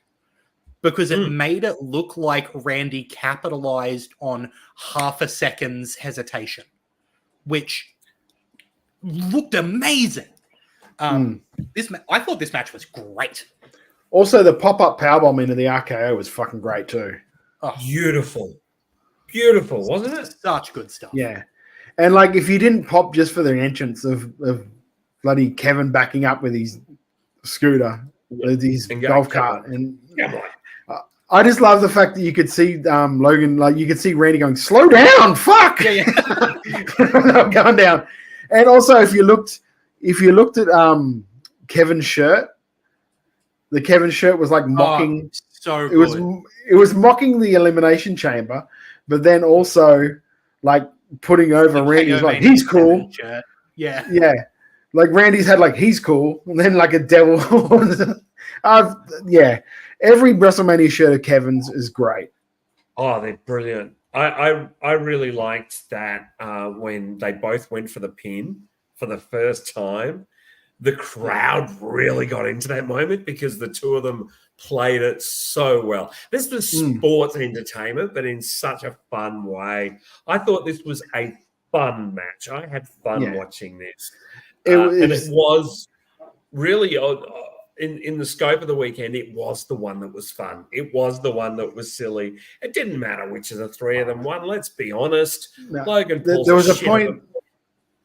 There was a point during the start of that match where my wife was going, "Isn't this a three-way?" I was like, "Yeah." She goes, "Well, why are they sort of both ganging up on Logan Paul?" I said, "Well, if you had a chance to beat Logan Paul up in the ring, wouldn't you do it?" She's like, "Oh, yeah, it's fair." Yeah. I mean, Logan Paul's an appalling human being, but clearly gets wrestling.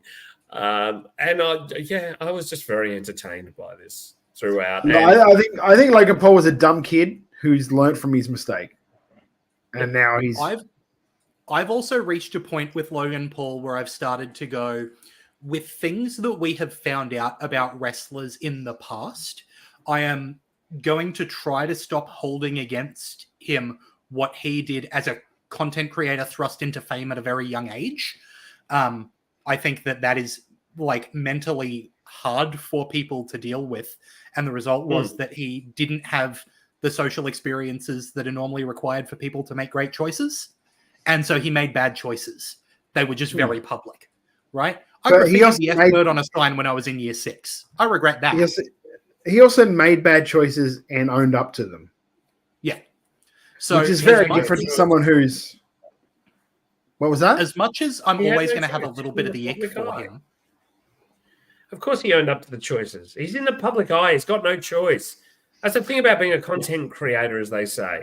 You can't be you can't switch off notoriety when you want. You can't switch off fame when you want. So the fact that he did those bad things, and it wasn't just one mistake, it was a series of them. I'm willing to enjoy and watch his matches. It's not like Benoit, where I just can't watch Benoit ever again because he turns my stomach. I can't look at anything to do with Vince ever again because he just turns my stomach. I don't feel that way about Logan Paul. Logan Paul is a schmuck, as my people say, but I'm entertained by him.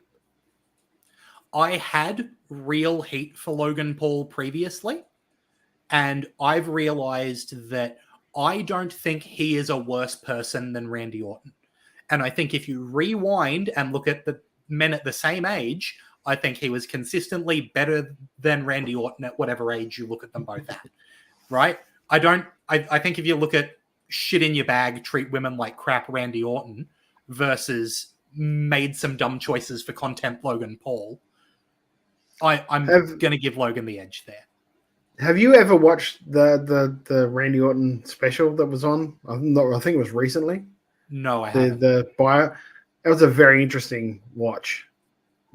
If you get a chance, I'd watch it because it was really interesting the way because he owned up there. He goes, "I was young, I was dumb, I was on drugs, I didn't know what the fuck I was doing. I had to fix myself." Yeah, and I think he's someone who's grown up a lot, and I think that with that mindset on Logan that I've got now, I'm glad that he is such a good heel, because any of those negative feelings I've got about him just translate perfectly into the heel heat that he's exactly going for and doing a bloody brilliant job of getting. I think he is one of, I know this is a big call, I think he is one of the most gifted pro wrestlers ever. I think that I can see what you're saying. By the end of his career, he is going to be in the conversation for top 25 wrestlers of all time. Big call. I'd rather watch. He has the potential.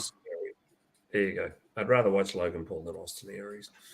But I fully agree with that. Moving on to my match of the weekend. Bayley defeating Io Sky for the WWE Women's Championship. Wow, what a match. This was just a good-ass wrestling match. The moves were great. The storytelling was great. This match was awesome.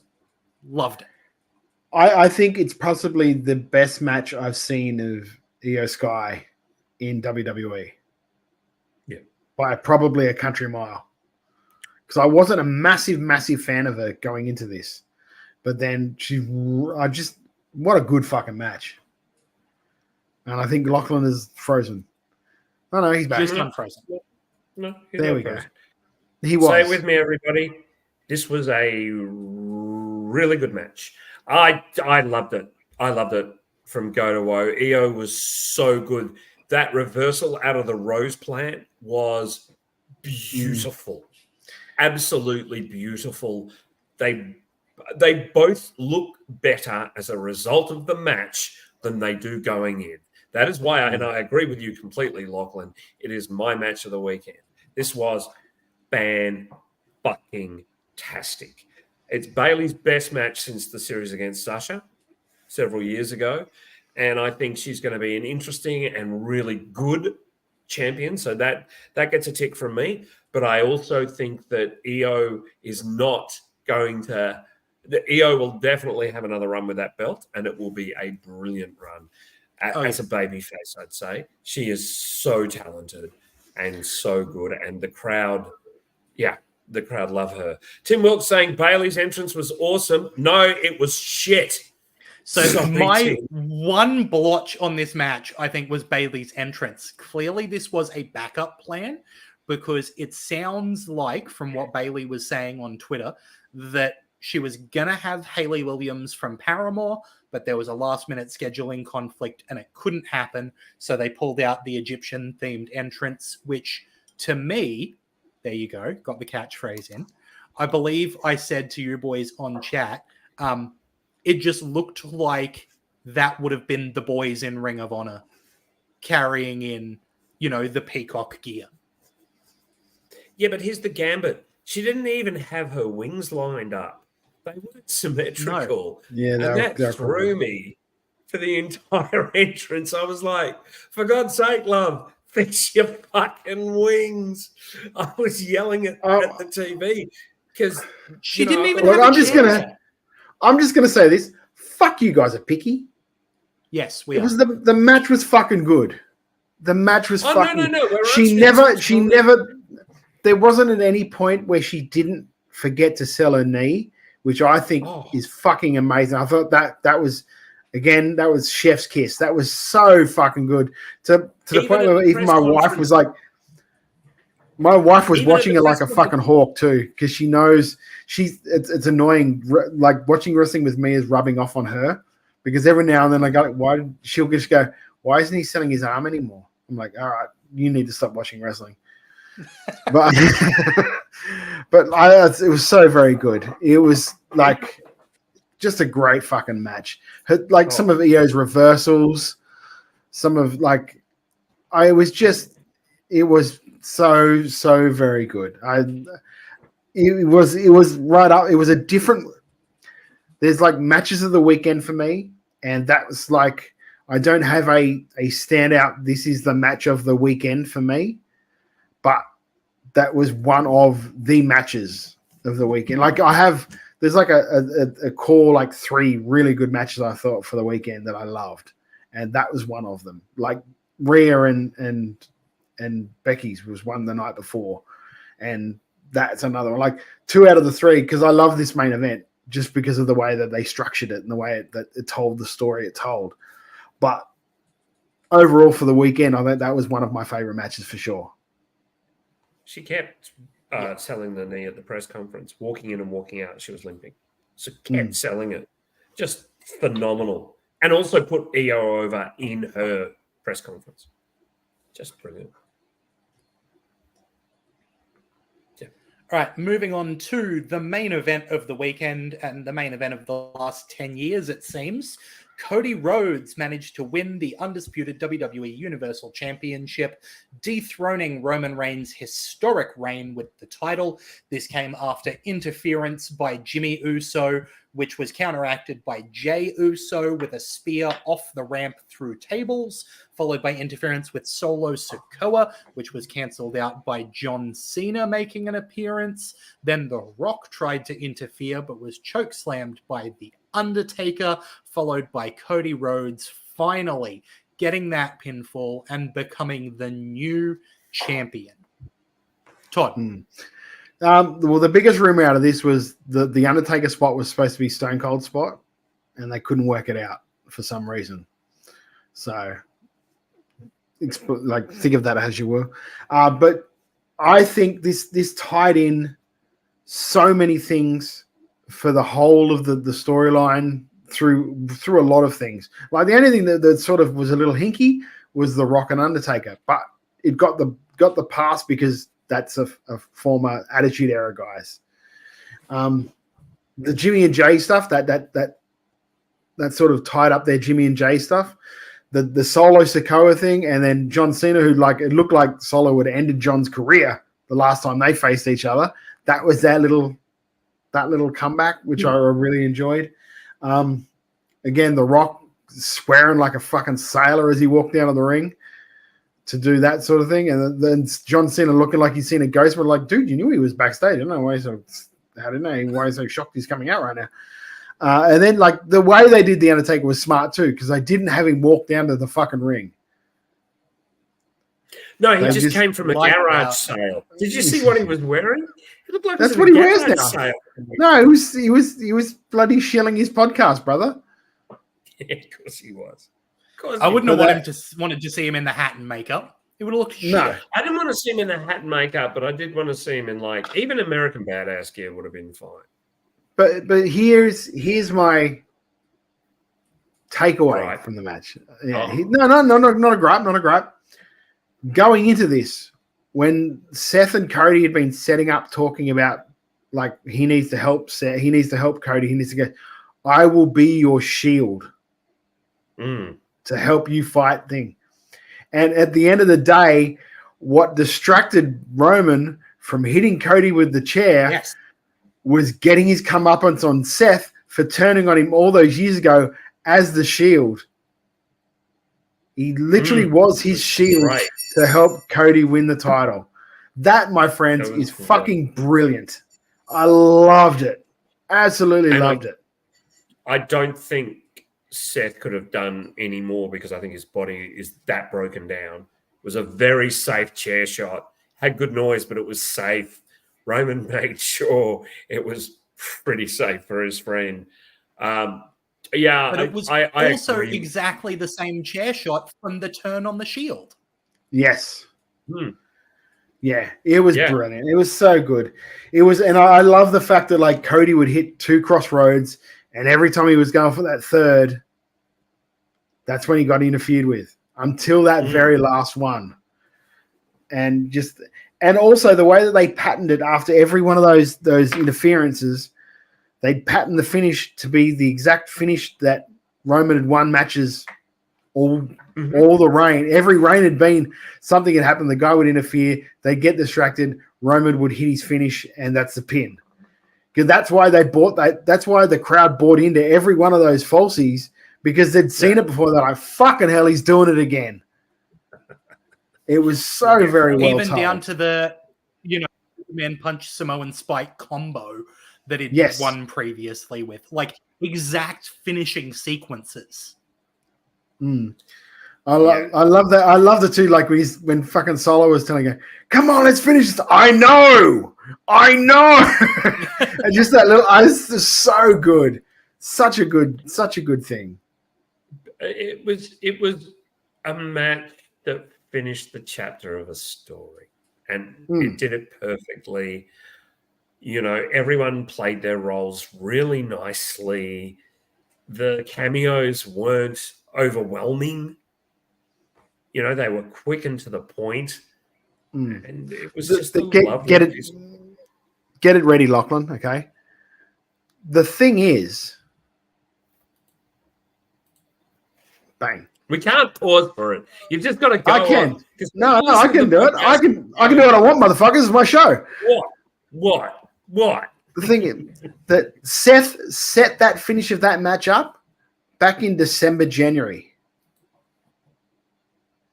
When he said, "I will be your shield," that was that far long ago. So they knew what that finish was going to be all the way back in like January, February.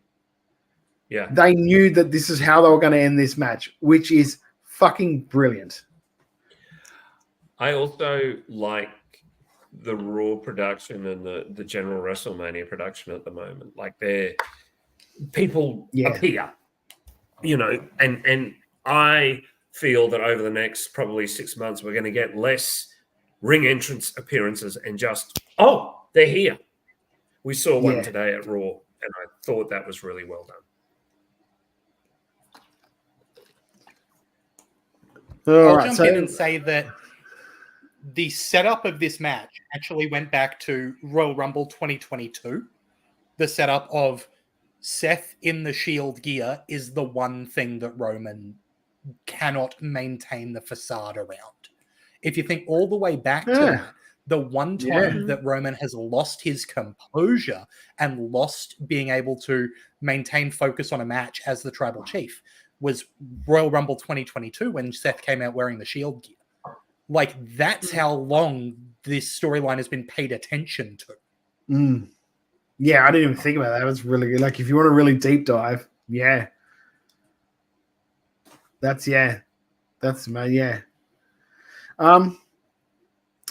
so night 2, I think, was head and shoulders above night 1. Have a bit of a controversial take here. I'm sorry to interrupt you, Todd. I'm just a bit laggy here. Controversial takeaway. Why is everyone so behind Cody when he's clearly a heel? Because he has giant American flags with a skull plastered in the middle, and then he comes out wearing Homelander's jacket from The Boys, wearing a skull modeled after the Statue of Liberty. Like, his entire persona is modeled around heel gimmick. He is heel authoritarian from top to bottom. I don't. He's a heel authoritarian that has a child he puts on TV. Who is called Liberty. Asks the city he's in what they want to talk about and gets a huge pop. Is asked this is what to I'm be saying. best Why man is at he still weddings dressing and presenting himself like a heel? He's not. He's just wearing that's what he loves to wear. That's his gear. He's the American Nightmare. The phrase American Nightmare is a heel thing. No, it's a take on the American Dream. He can't call himself the American Dream. Yeah, I understand. And he doesn't want to be son of the Dream. Well, he does. But... You understand that Homelander is the bad guy in The Boys, right? So when he wears an identical jacket to Homelander... I hate to break this to you, brother. Not everyone watches the fucking Boys.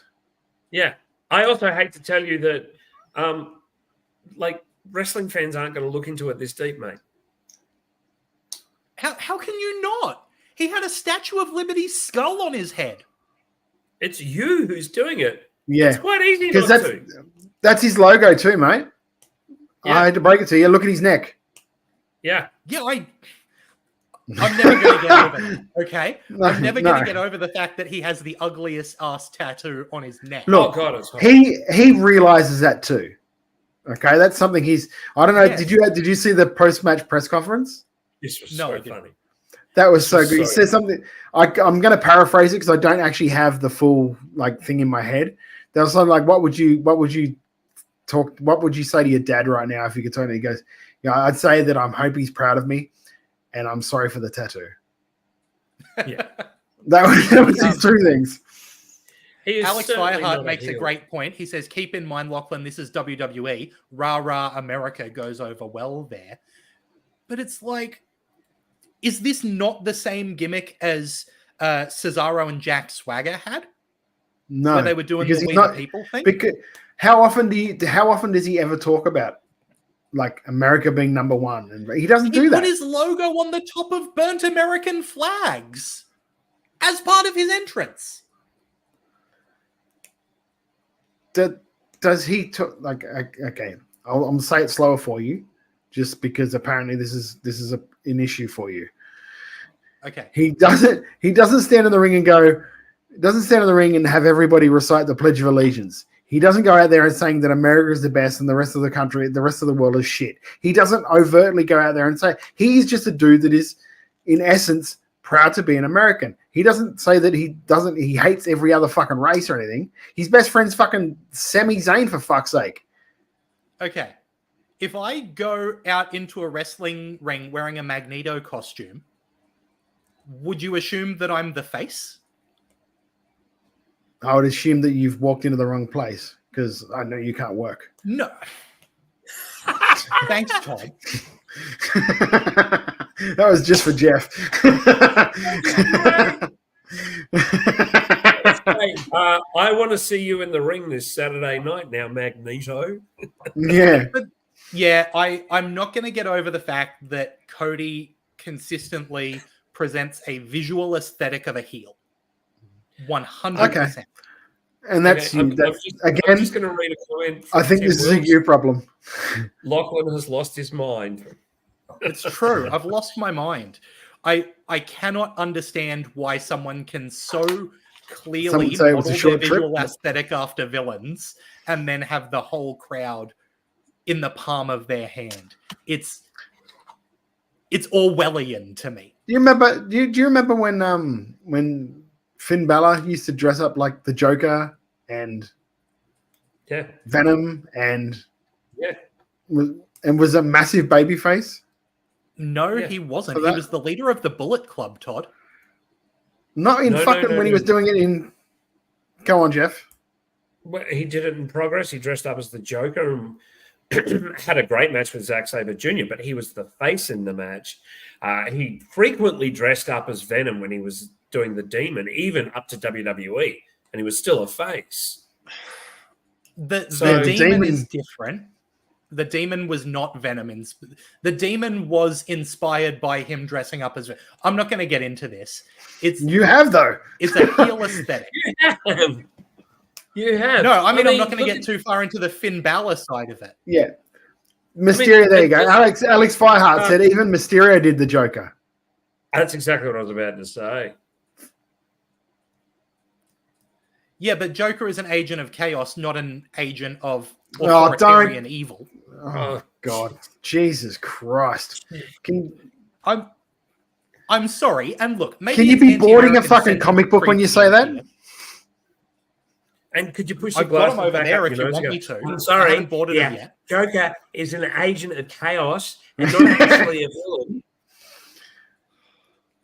Look, I love you, Locke, but Jesus. No, I get that No. clearly no one agrees with me except for my girlfriend, but he is clearly presenting himself visually as a heel, and I don't understand why no one else can see it. When we're offline, can you please ask me to tell the joke that I had floating in my head just then because Yeah, I can't say it online at all. That Nicole woman who was in earlier, is that your girlfriend, Lachlan? No comment. So on the Raw after WrestleMania, we had Rock hand something to Cody after a very long promo. The best bet seems to be that it was the custom watch that was made for the 4 men in the tag team match from WrestleMania Night 1. So we know that Cody talked about having a custom watch made and saying that Seth had one as well, and a couple of other people had one.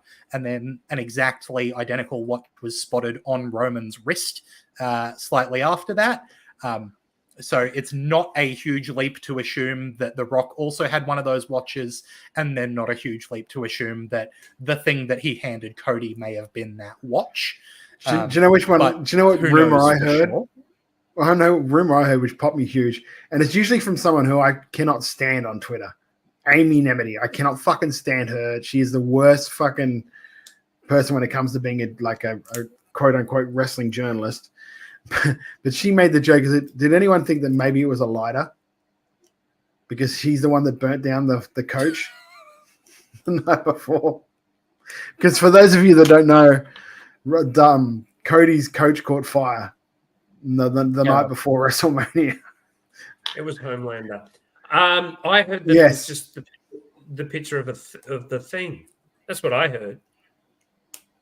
Not your best work. I know. All right, let's run through. Let's run through Raw because we'll just also on the Raw after WrestleMania. Ilya Dragunov defeated Shinsuke Nakamura. John Cena joined the Awesome Truth to help defeat the Judgment Day, helping them out at the last possible second, despite clearly being backstage. I don't know why he wasn't more helpful.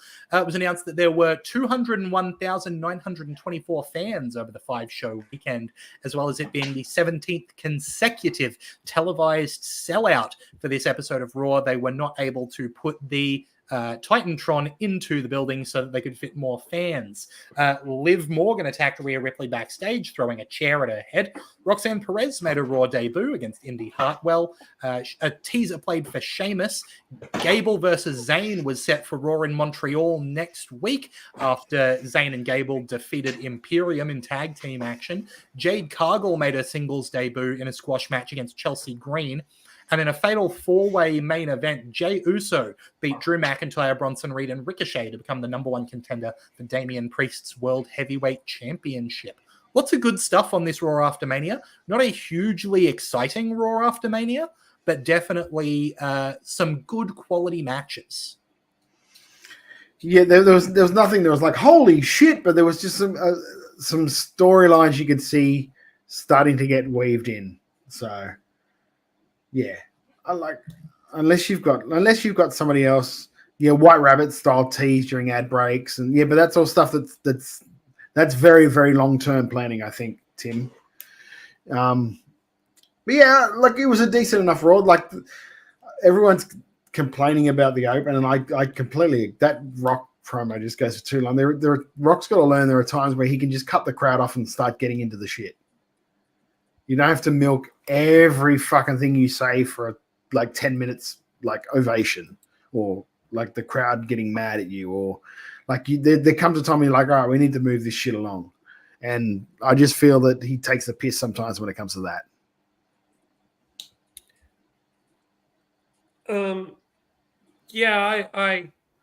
I agree with you.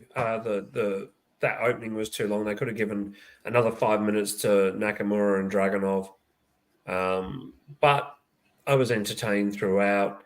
For those who are wondering, Jade Cargill did defeat Chelsea Green. Just a great back and forth match that went for about 3 minutes. It was good. It was a lot of fun. I'm interested in Liv and Rhea. I think that could be an interesting program. Yeah. Like a lot of good stuff there. A lot of good stuff. It wasn't like an amazing knock your door down. Oh my God, what a friggin' amazing Raw. It wasn't that. But it was like, this is what the start of the year is going to be now. Damian Priest is your champion. Jey Uso is going to be the first challenger. You've got Sammy and Gable starting up. You've got Liv and Rhea starting up. And I guess Punk Judgment Day and Awesome Truth are going to go along. Punk and Drew, because Punk had a big to do going into that, like the end of that match. Like he helped, pretty much gave Jay the victory there for that. So that's going to be feeding in more. So that's going to be some good stuff going forward. It's going to be interesting what they do on SmackDown, because SmackDown's the one where they'll deal with, I guess they'll do with Cody more now. Yeah, I think Cody will be. And Cody's next challenger, I guess, because it's not The Rock, because The Rock's going away for a while. Mm. So we'll find out more this weekend, I guess. Yeah. We'll find out more. Any other comments on that Raw, Jeff, before we move on to talking about other stuff that's gone on? I really like Roxanne Perez. I think she's going to pull off being a heel very well. This is my first chance to see her as a heel. I haven't yet watched Stand and Deliver, and I don't watch the weekly NXT. But I was a little worried. But the way she came out and kind of the way she sort of snarled at the crowd and acted really, really quite like her attitude towards Indy was that she was above her, and it was a nice little match. That's what the NXT character is. That's what the NXT character is. Yeah, just above her. Yeah, so let's mention some other shows around. So first off, MCW Icons is now available to purchase on Stream Horizon. So head to streamhorizon.com.au, $9.99 for that show. Obviously, it's got some huge stuff on it, including tag team action, I believe, between the Pereira and Icons, as well as a title defense for Slex. Just as always, these MCW shows are massive, and we'll have a review for you guys coming very soon. So if you want to get on top of that, head on over to streamhorizon.com.au, purchase MCW Icons for $10, and you'll be able to have a chat with us as we review it. That'll be excellent fun. As well as that, let's talk about results from Ring of Honor's Supercard of Honor. It opened with a fight without honor, where Dalton Castle defeated Johnny TV by throwing a bunch of boys at him. I was going to say, just what's that, Todd? Fly through it. Just go for whatever the highlights were of that, because it's too long a thing for us to go through everything. I reckon. I just put it in there because you know me, I throw in 1,000 things. Yeah, I'm just going to run results. If we've got any comments, I've just got a couple of little ones. Ring of Honor World TV Championship had Kyle Fletcher defending against Lee Johnson. 6-woman tag match had Micah, Mina Shikarawa, and Mai Saria, defeating Queen's Quest and Tam Nakano. Ring of Honor World Tag Team Champions, The Kingdom, defended against the Infantry. The 6-man Tag Team Championship was defended by Bang Bang Gang against the team of Minoru Suzuki, Alex Zane, and Lance Archer. The Women's World TV Title Tournament final happened with Queen Aminata defeated by Billy Starks to become the inaugural champ. The Ring of Honor Women's World Championship was defended by Athena, cosplaying Baldur's Gate 3, over Hikaru Shida. And the Ring of Honor World Championship, Mark Briscoe defeated Eddie Kingston to become the new champion in the only title change of the night.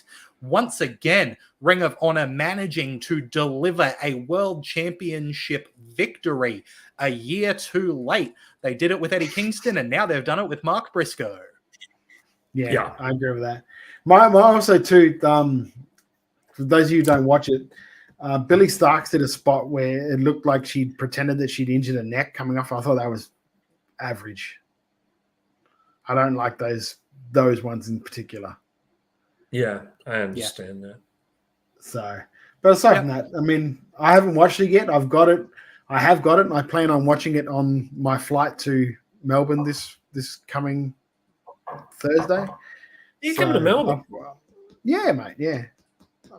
Oh, where you staying? Fuck if I know. Okay. Just getting picked up at the airport. Who's picking you up at the airport? Rockran. Yeah, sure. Rockran. Well, what are you going there in, Lachlan? What's that? Imagine. How are you getting it? Stop trying to give yourself fucking credit, will you? Jesus. So Mick Foley has called off his quote-unquote final match. There's video there, but mostly I'm just glad that he is keeping himself safe. You know? Yeah. I'll play the video because he does explain why, and it is very pertinent and something I think is smart. Hey everyone, it's Mick Foley with an update on that final match that I was thinking about having for my 60th birthday. As some of you know, I had to miss a couple weekends of appearances because of dizziness and lightheadedness. after consulting a couple of doctors and also using my own experience with concussions.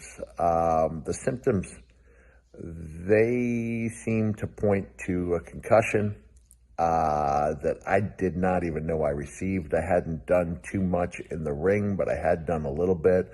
I had noticed that I was lightheaded after one of the workouts, but I thought it would go away. So it just seems like the wisest move, and one that's strongly supported by my family, is to call off that final match. If I can get concussed from something I'm not even aware of, then some of the things that I was thinking of doing and hoping of doing in a big match would not be smart. So with my family's urging and after careful thought, I've decided there will be no final match. Thanks a lot for tuning in, and I hope you have a nice day. So yeah, smart. Really, really smart. Because the last thing you want is a scene like happened with the Ric Flair final match, because that was a hard watch. You also want Foley to be safe. You want him to be well. You want him to not have any issues down the road. He's got children and a lovely family. Like, it's more than smart in one way. It's also really, look after his health. Let him be well and live into his 80s. Yeah, that's right. And Lachlan has just dropped out for a minute, so when he gets back, we'll pop him back in there. I'll move on to another story. Nick Khan is reportedly interested in WWE working with other wrestling promotions, according to numerous contacts surrounding Khan, is to potentially engineer collaboration with other professional wrestling promotions. This is an area WWE rarely explored during Vince's 4+ decades. So it represents a new realm for Khan and to make a lasting impact. Khan, for just as a note, was the one to give Hunter the permission to work with TNA to bring Jordan Grace in for the Rumble. He was also backstage this weekend at Bloodsport with Brett Lauderdale. He took a photo with the owner of GCW, Brett Lauderdale. So, and for those of you that don't know, on Bloodsport, not only was Shayna blanked on her name, Shayna Baszler on there. Also, Charlie Dempsey had a match on that show as well. So, yeah, I think this is a really smart move. I really do. Vince used to like to pretend to be in denial that any other wrestling companies existed. Whereas if you lean into it, it helps everybody. We only saw it once during Vince's tenure, and that was ECW. And that's probably because Paul owed him so much money and the ratings were so shit for WWE. They were going to do anything short of acknowledging their direct competition. Also, the difference being, you back there, Lachlan? No, I don't think so. The difference too being, like, from my point of view, is that I know a lot of the things on X and on that are like, oh look, they're just going to try and take over everything. That's what they do. That's what WWE have always done. The difference being that coming from TKO, who's come from UFC worked with a lot of the smaller promotions to feed into their. Sure, that they're people that feed into the bigger promotions at the end, but they really do nurture that grassroots part of MMA coming through for the younger fighters coming through. So if they could set something up very similar to that with professional wrestling, that could benefit the independent promotions that do help them. I'm hoping anyway. It can benefit everybody. It can really benefit everybody. It freshens things up. It keeps it exciting. That and some guys, particularly Shinsuke, was allowed to go to Japan back in the day for tours, I think, but only with specific feds. Yeah, well, Shinsuke went for... That was Alex Feinhardt, by the way. That was Alex who said that. Yes, you're quite right. There were some who used to appear for All Japan, if I remember. Bill Eadie back in the day used to do tours. Yeah, as the Masked Superstar. That's right. Yes. Interestingly, Charlie Dempsey went to All Japan earlier this year. So yes. Also in news, Tama Tonga and Jacob Fatu are both rumored to have signed with WWE now. Jacob is cousins with the Usos and son of Sam Fatu, otherwise known as the Tonga Kid, or as Tama in the Islanders. Haku, who was the other half of the Islanders, is Tama Tonga's son. So who's just Dad, who also finished up with New Japan earlier this year, and he put up a graphic during Raw of like a red phone with just Tama Tonga above it. So who knows what that means? Maybe that's something that's going to happen for SmackDown. So we'll keep an eye on that one. And let's be honest, Tama, the Tonga Kid or Tama, was an amazing worker. And if you've watched any MLW, you know that the apple doesn't fall far from the tree with Jacob. So this could only be good. I wouldn't mind, bring him in as a tag and reunite the Usos and let him have 40 minutes every week, and I'm a happy boy. But if you got Tama and Jacob, and then you sign Zilla, that's a whole new bloodline that you could just bring. And Lachlan's back. Yay! And Lachlan, sure is. Hey, we stopped the show. Todd lost the tape, and we've got to start again. During standard delivery on Saturday. Welcome to Making Chicken Salad. Oh, please don't do that.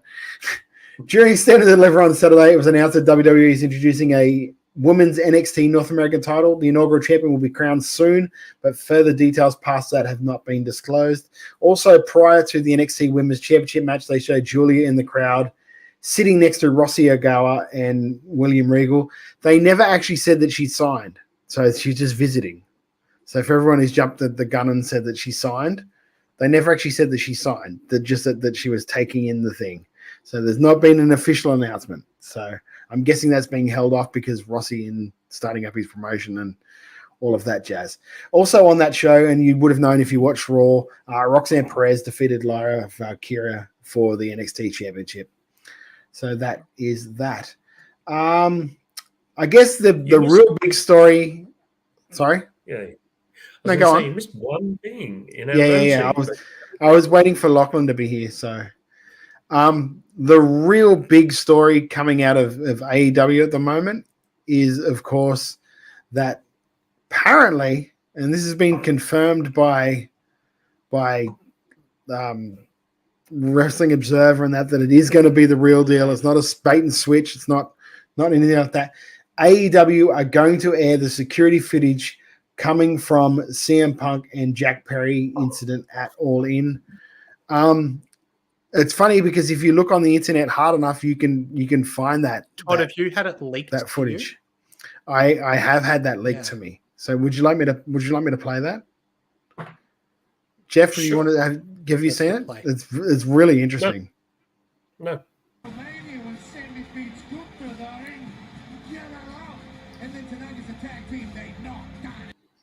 So I didn't know. I had no idea that CM Punk pulled a gun on and then he escaped into a hot dog maker. Look, all jokes aside with it, what do we think of them doing this? Obviously, it's in response to the interview with Ariel Helwani this week. So what are your guys' opinions? And then I'll express my opinion. Jeff? I think it's absolutely fucking disgusting. I'm completely appalled, and I'll talk more about it later in the show. Oh, I wonder what I could be talking about. Oh, hello. Lachlan. Are you there, Lachlan? Lachlan. No, I can hear him clicking. I could hear him clicking too, but he's just not saying anything. He's frozen now. I think. Do you know, I can't wait till the weekend when we record together, and we'll just see Lachlan freeze in real time. Oh shit! It's good when that happens, isn't it? That's fucking scary. We missed. You came back and said, happens, isn't it? And that's all we got. I'm still convinced that it's a bait and switch. I don't care what Uncle Dave says. I think that Uncle Dave believes whatever he's told by AEW because they normally give him the inside scoop. So if they say, yeah, it's the real footage, he's going to report that it's the real footage. I don't think they're showing Punk footage. I don't think they're showing Jack Perry. I think this is a promotional tactic, and it's dumb and weird, but that's what AEW does now, I guess. If that's true, it's still a bitter taste in my mouth, and they still deserve what I'm going to call them later. Yeah, I've got two sort of takes on this. One, I think it's incredibly stupid to put. Like, I understand that everyone wants to see this footage. You kind of want to see it because you kind of want to really know what happened because you've heard one side and you kind of want to know. But still, it's footage of two guys that aren't actually on your programming at the moment. Like, Punk doesn't work for you anymore, and you sent Jack Perry to New Japan. So I don't see where they benefit out of this, aside from popping a rating, which they're obviously going to do. But I cannot wait to watch the ratings chart afterwards because I want to see how much of a cliff the ratings fall after that happened. Because they're probably going to get near on 1 million people to watch that. That's why they're saving it for the main event, Todd. That's going to be the last segment of the show. Yeah, you would think so. So because I mean, let's face it, they had the whole thing with like. Edge last week, Adam Copeland last week, where he came out and did his speech, and they lost 200,000 people in 15 minutes. I cannot imagine how many people they might lose after this one, because I don't see what hook keeps them to watch that show after that. I don't understand it. Like, I understand that Tony might be angry, then leak it online. Yeah. Leak it online. Here's the gambit. You can't. Thank you. You can't. If it's a bait and switch, it's extremely disappointing. And I would say, if it is, it'll be the Young Bucks dressing up and doing their normal bullshit. If it's the real footage, it's extremely disappointing and irrelevant. There's no relevancy to this anymore. This was. Yonks ago, they both left. Fuck off. The funny thing is, right, it's going to go two ways. It's either going to just reinforce what Punk said happened, or it's not going to be as bad as what Punk said happened, like Perry got out of it or something. But either way, the fact that Tony Khan went on national TV and said, "I feared for my life," unless something pretty extreme happens there, he's going to look like a giant pussy. Yeah. Yeah. Oh, yeah. And I don't see where they win out of this. They don't. So, anyway, that's that. That's that. Let's move on to what's happening this weekend, because this weekend is going to be fucking huge. It's going to be beyond massive. Obviously, we're talking about Starrcast Down Under. It's running from the 11th to the 14th of April at the Mining Exchange in Ballarat. You can get your platinum tickets for $660. That gets you in all 4 days. So does your gold pass at $110, which gets you in all 4 days and into the 2 big wrestling shows that are going to be on. That platinum ticket gets you a bunch of other stuff, including access to a bunch of signings and meet and greets, as well as tickets to some other specially ticketed shows. Yeah, you get more to the wrestling. You get more signings, and you get the tickets to Brett and Eric Bischoff's thing.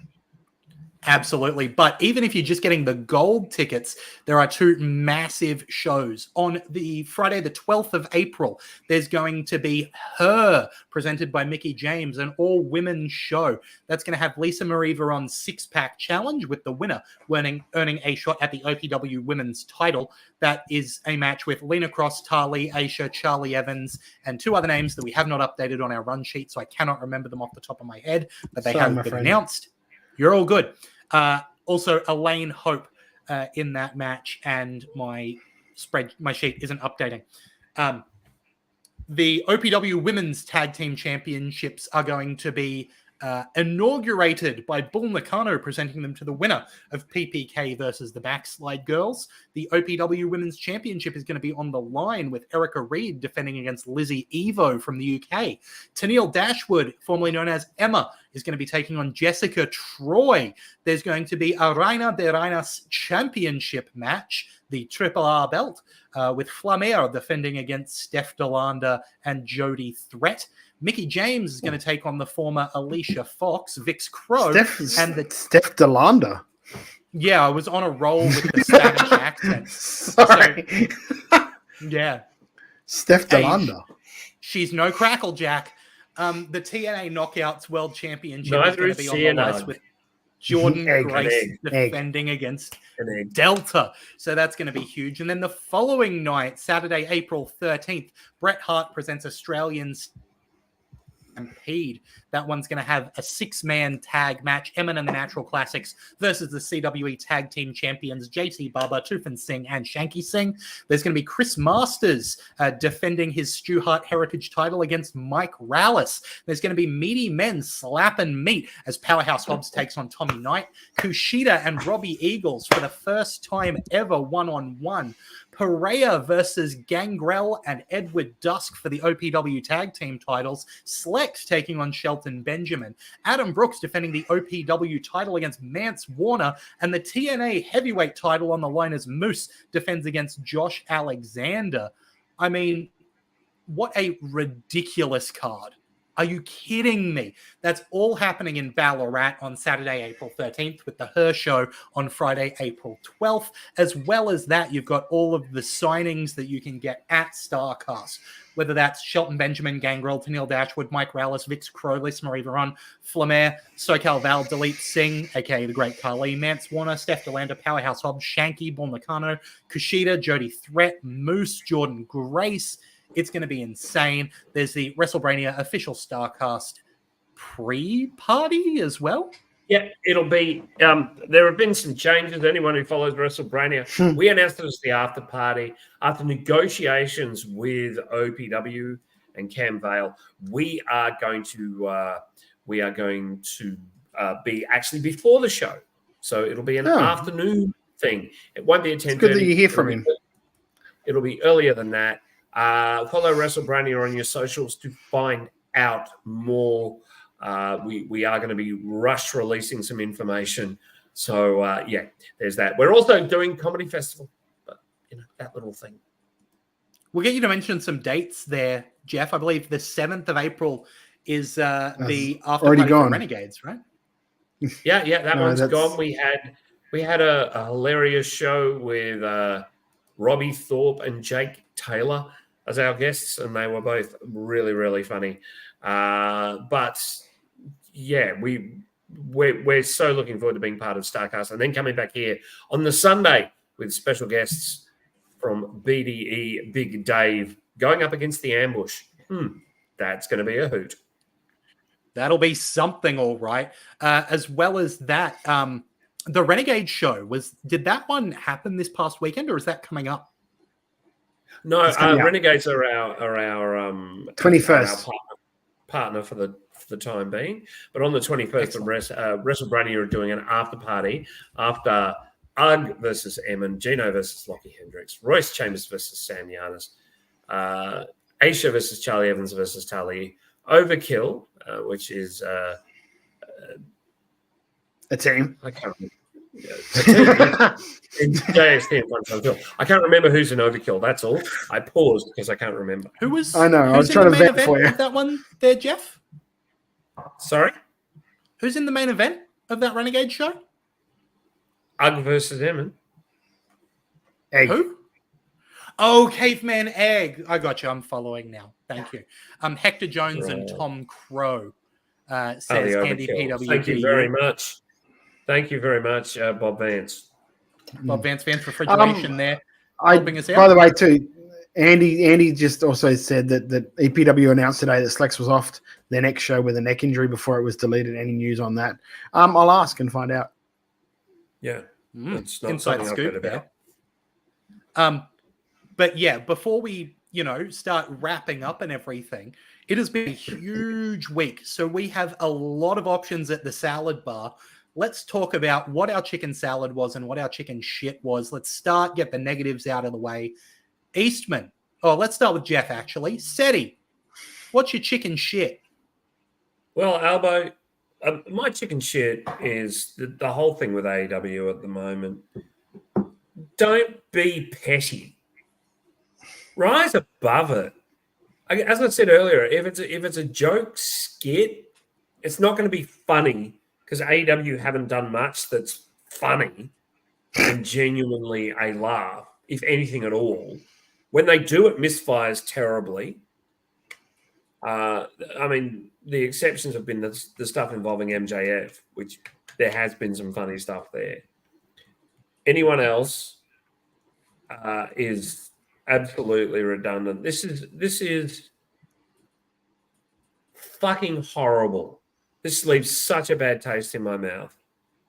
I started watching a bit of AEW again because in-ring, they're fantastic, but there are no stories. And now you're trying to do this bullshit with two people who don't work for your company. It's not necessary. It reminds me of the Billionaire Ted skits way back in the 90s, which I didn't like anyway. They were never that funny. And now we've got this bullshit. Now it's either fake, and if it's fake, it's bullshit. And if it's real, it's fucking bullshit. You're being a child. Fuck up.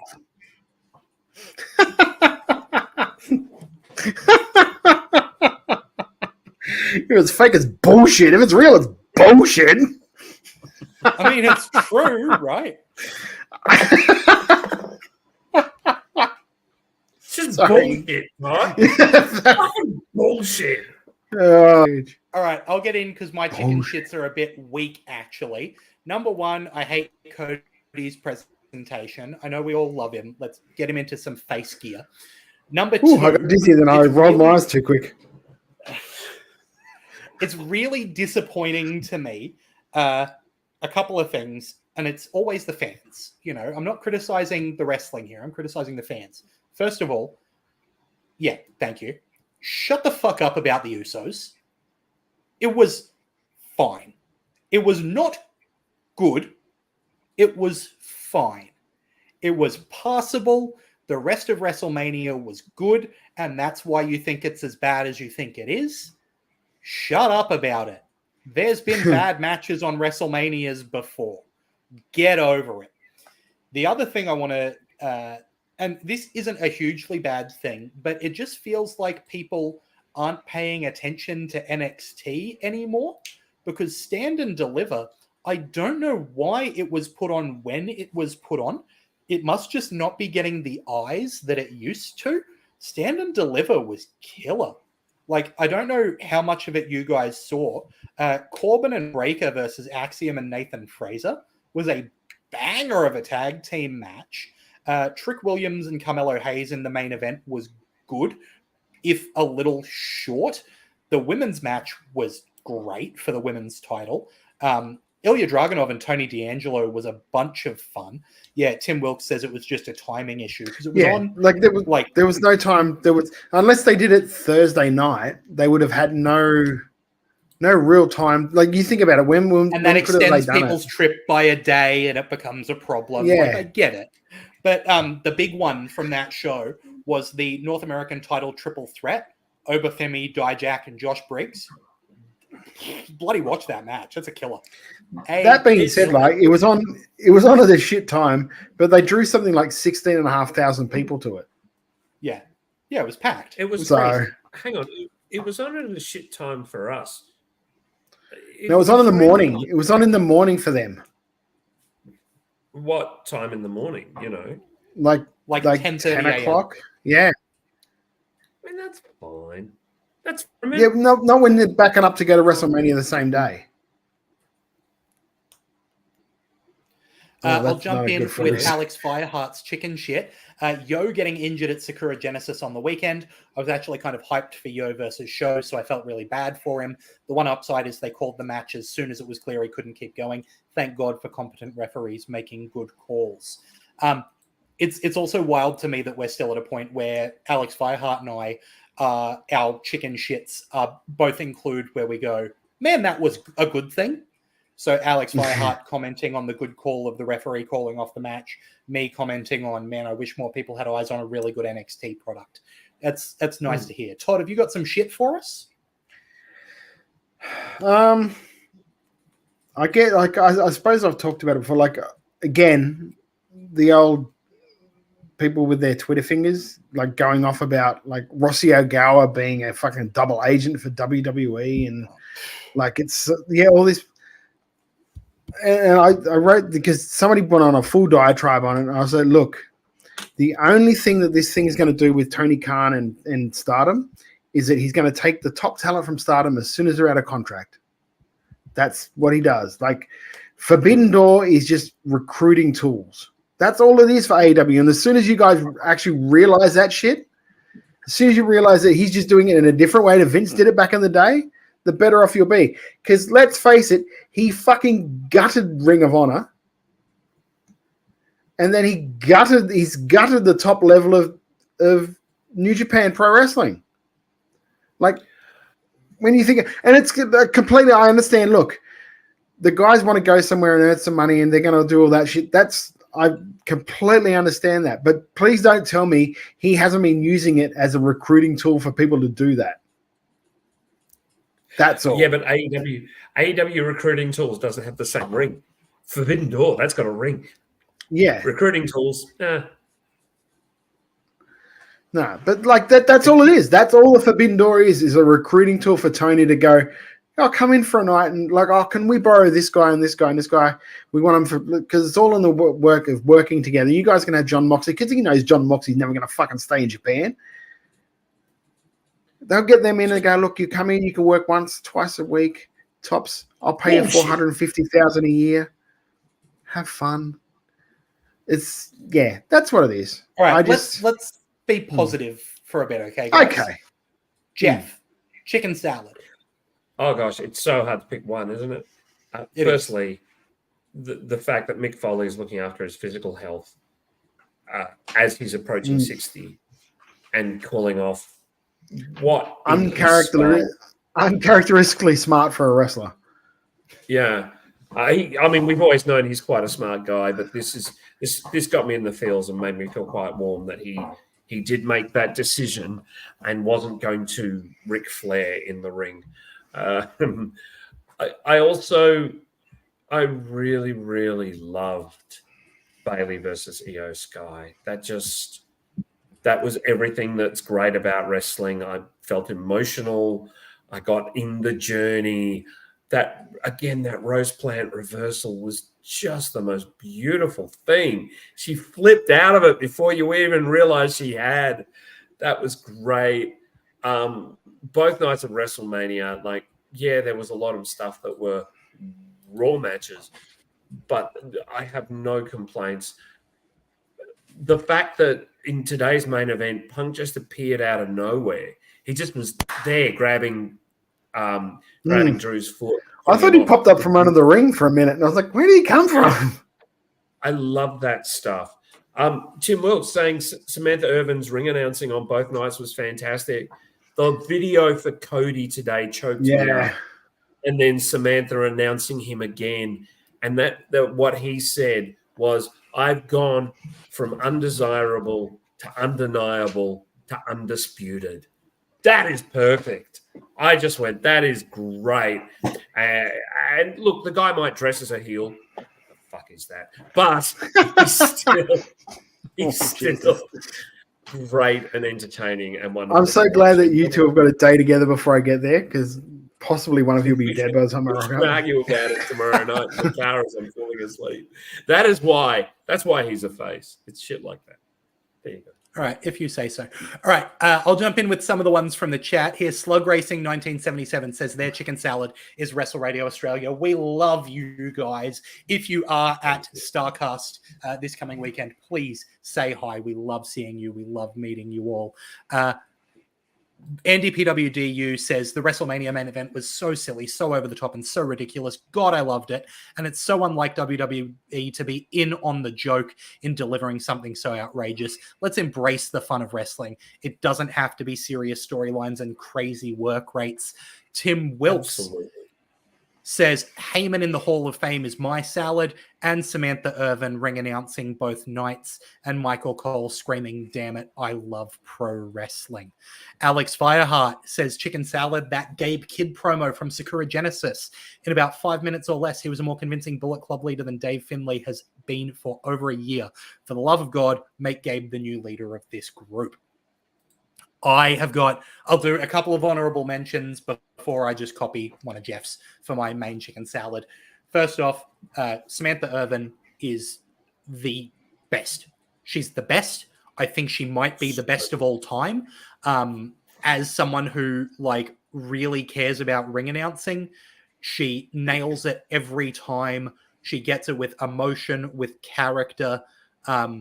I absolutely love her work, and that's not to say bad things about Michael Buffer, because I do that all the time. And it's not to say bad things about Mean Gene or any of those people, but she is phenomenal. Really excellent. She is great. She is great, but she's not the Fink. The Fink will always be number one in my book. The best. Yeah, I never got to see Fink, right? He was not doing it by the time I was watching. Maybe. Tim Wilkes says Fink and Roberts say no. We'll see. She's only been doing it for 2 years. Give her time. I prefer her to Roberts. Definitely. I definitely prefer her to Roberts. I like Justin Roberts. I don't think he's... Roberts can fuck off. I can't stand him. Another thing that I want to shout out as a chicken salad is Joey Janela's Spring Break. I don't know if you guys caught it this year. Do you guys know just take all the chicken salads, guys? Just say everything that happened. Take all the chicken salads, and I'll just fucking sit here. And... That's the plan. Were you going to say Spring Break, Todd? No, but I'm just I'm eventually. I was waiting because I was waiting to eventually get to fucking everything. You're working your way through everything that's happened in pro wrestling over the last 5 years. I figure you'll take them all. I just thought I'd say something before. I've got one more before you go to Todd. My main chicken salad is the EO Bailey match. I bloody loved it. But I do want to shout out Joey Janela's Spring Break for being a show with 2 matches on the card. I don't know if you guys caught this. There were 2 matches on Spring Break. The first one was a tag team title Punjabi prison match. So they set up a Punjabi prison. And the second match and main event was an 80-person clusterfuck battle royale, which was won by Microman, which is the funniest goddamn thing that you could do. I love Microman. I think that there were so many. I'm obviously not going to go through the people who were in it, but it was such a great mix of having legit people like Mercedes Martinez and Nick Gage, and then also having Yoshihiko. You know what I mean?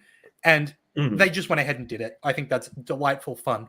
But yeah, my favorite thing from the weekend was Io and Bailey, for sure. Todd? Oh, sorry. Look, I forgot one of my other chicken shits because it was something that I just tweeted it in person. No, it was something I tweeted out in person during the thing because I was watching. It was House of Glory against Wrestling Revolver, I think it was. And there was a hang on, let me just go to it because I wrote it down on wrote it down on X so I didn't forget it. Here we are. Yeah, Revolver is hot. There was a 14 tag team match, right? So 4 teams in every corner. Every one of those teams was wearing red. So it's just Jesus. Yeah, I'm just like, guys, bring for other wrestlers. If you have other gear, just bring it with you. If you see a guy's got the same color gear as you, change it up. That's all I'm saying. My chicken salad will be. I love Bloodsport. Bloodsport is one of my favorite events for every WrestleMania. I love the way they put it together. I love the way it's done, and especially now that a little bit of the doors open for some of the WWE people to work at, like Shayna Baszler, who that is right up her alley, and Clearly. it is possibly the only product I've ever seen where Marina Shafir looks like an actual worker. It's yes. Yeah, it was a really good show. It's possibly the only one of the because I watched little bits and pieces of all the stuff that's been happening over the weekend, because you can't possibly watch everything that's happened over that WrestleMania weekend, because you'd need eye drops, because your eyes would be completely dry by the end of it. Of course, Heyman's speech was great. It was exactly what it needed to be, and he got over everything he wanted to get over, which I loved. I love that. But the girls, like, for me, like the WrestleMania, aside from that big cluster of the main event, which was amazing, and it finished that story that needed to be finished for the Bloodline and Cody, the girls over that weekend, Rhea Ripley, Becky Lynch, Io Sky, Bayley, the 2 championship matches were 2 of the best matches on the card, and that's something that 5 years ago you just wouldn't have said about women's wrestling. So just to see how far they've come along, to see how much time they're now getting, it's so very good. I love it.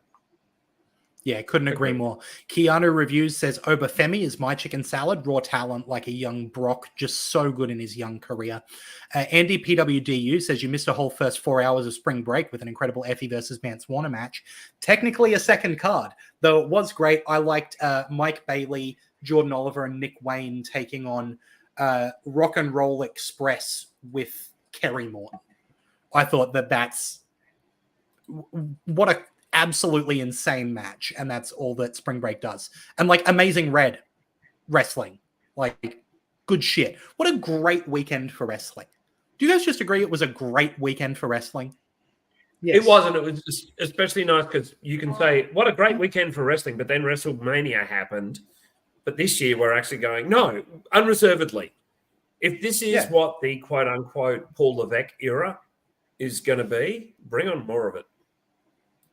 Yeah, absolutely. And if you want to keep up with it, I tell you one place you can do it is Wrestle Radio Australia. Make sure you're at twitch.tv/Wrestle Radio Australia. Hit the follow button so you get notified every time we go live. Hit subscribe if you love what we're doing, and that supports us to make more content. You can also jump on over to Redbubble, search for Wrestle Radio Australia. You'll find some merch, and the money from that doesn't go to us. It goes to amazing charities like Gotcha for Life, which support men's mental health here in Australia. You can also jump onto Apple Podcasts if you use it. Leave us 5 stars and a positive review. Really helps us get into more ears. It's really useful. You can follow us on Facebook. We're Wrestle Radio Australia. On X and Instagram, we're at Wrestle Radio AU. If you want to follow us individually, we've got at Jeff_Seti. We've got at Lachlan Albert, and we've got at Beast Eastman. You can also follow Jeff doing his WrestleBrania stuff at WrestleBrania. Do you want to fire off those dates again quickly, Jeff? It's Wrestle_Brania. We are this Sunday, the 14th at 5:30 at the Catfish. Get yourself tickets from Try Booking. We are going to be in Ballarat doing a WrestleBrania in the afternoon. Follow us on Facebook, WrestleBrania, to find out more. We'll also put some stuff up on Insta about that show as well. We haven't yet announced any talent. You will not be disappointed. And also on the 21st, we are doing, after Renegade shows finished, jump on the 86 tram, head down to the Catfish for the post-Renegades party. We have special guests up the wazoo, and we cannot wait to entertain you. So come and watch the show. If you missed any of this, if you missed any of the places that you can follow us, the best way to find them is just to head to WrestleRadioAustralia.com. You'll be able to find the links there, follow what we're doing, and also keep an eye on that website moving forward, because we may have a special project we're cooking up to help celebrate Australian wrestling, which is what we love to do here. And we'll continue to do very soon when we talk about MCW icons. So once again, if you want to check that show out in preparation, head on over to streamhorizon.com.au and pick up MCW icons for only $9.99. Great value there. Anything else to mention, Todd or Jeff? Yeah, we're going to be this weekend. We're going to be at Starrcast. If you see us, come and say hi. Yeah, the first time the three of us have actually been together in one place ever. Yeah, I wonder it's going to be chaos. Yeah, I wonder who's going to be dead by the end of the weekend. I'm feeling pretty safe. Just saying. I'm feeling reasonably safe because you're staying at my fucking house. Yeah, I need to get the red paint out to finish painting the target on my back. So come and say hi. Come and see WrestleMania. We're going to have a lot of fun this weekend, and we cannot wait to have you be part of our party. Absolutely. Thank you all so much for joining us. We do love each and every one of you. We wouldn't have this show without you. Yeah, Tim Wilkes says Lachlan and his thoughts on Cody. Yeah, you're exactly right.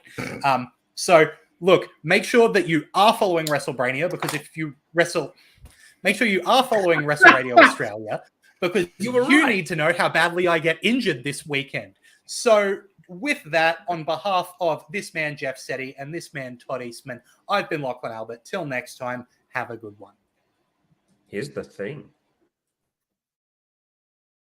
Here I was, blaming AEW for feeding you chicken shit, knowing you mindless millennials would be eating it up as if it were chicken salad, when it's really been your fault all along. Make chicken salad out of chicken shit.